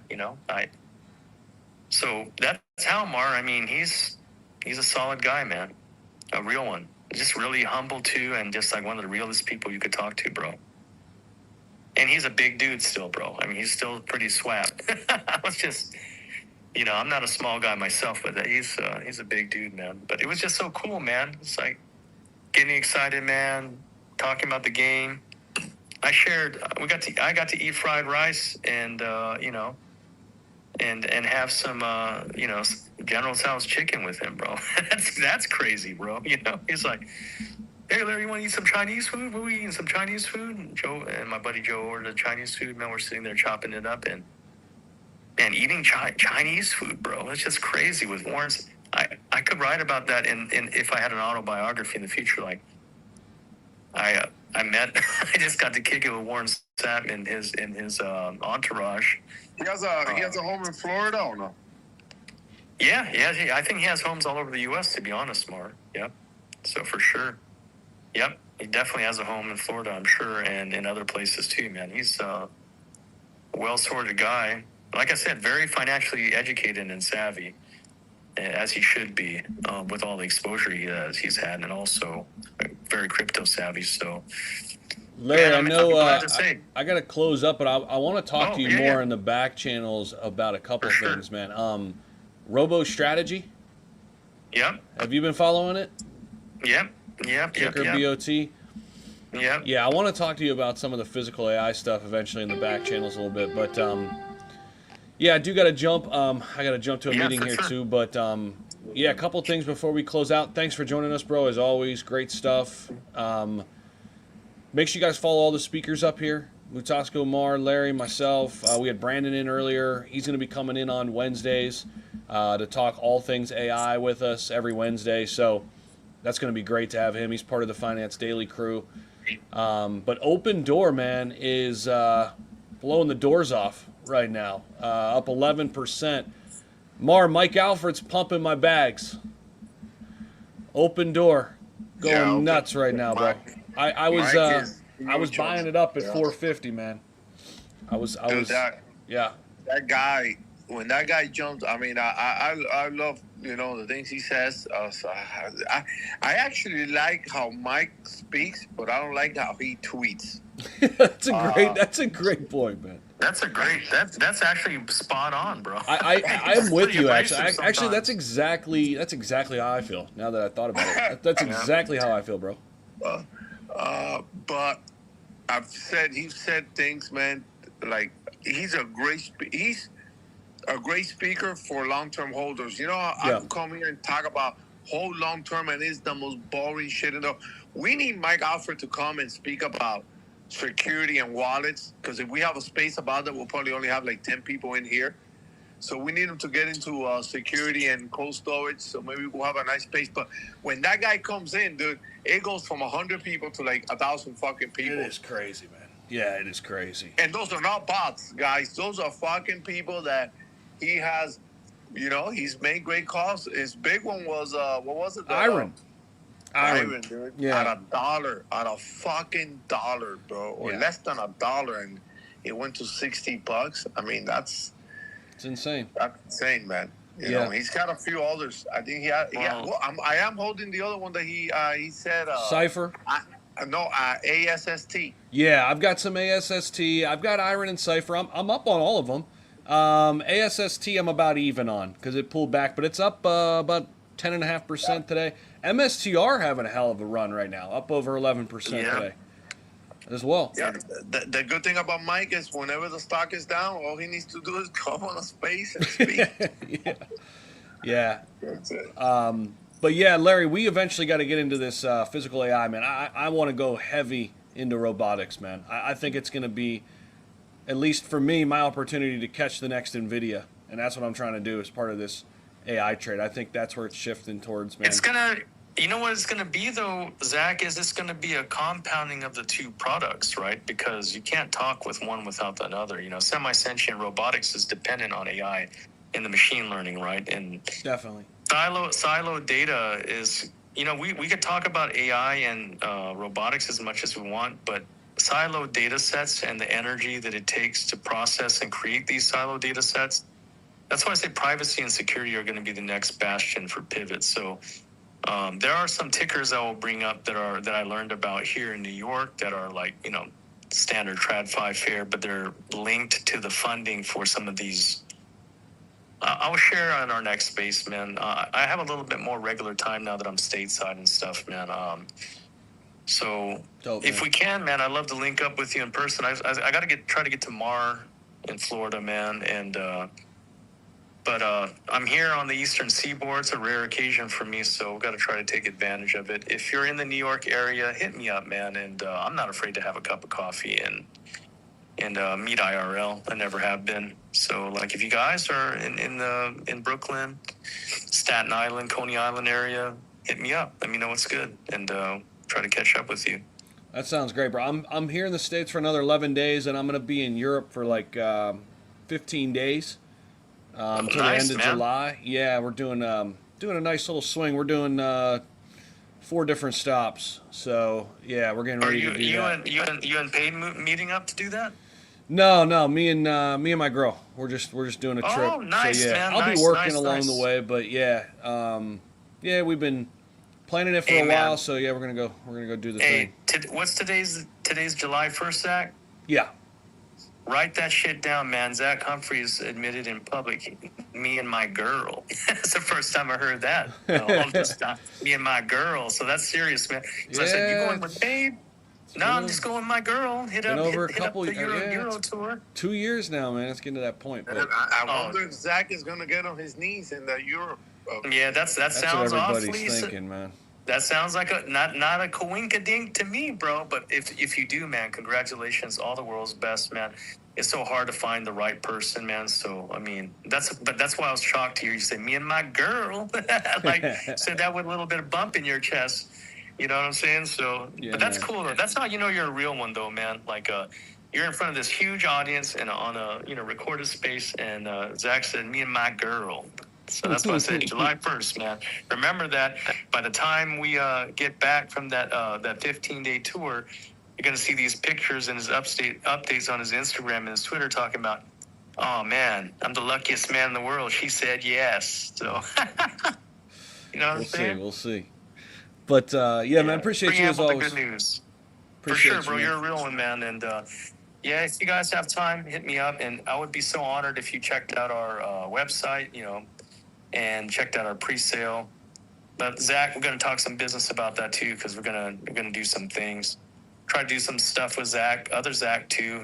There's all love, man, and we've got to try to move the tempo up. So yeah, appreciate all of you guys. And right on, brother. Be safe and be blessed. Thank you, Zach, for letting me speak, man.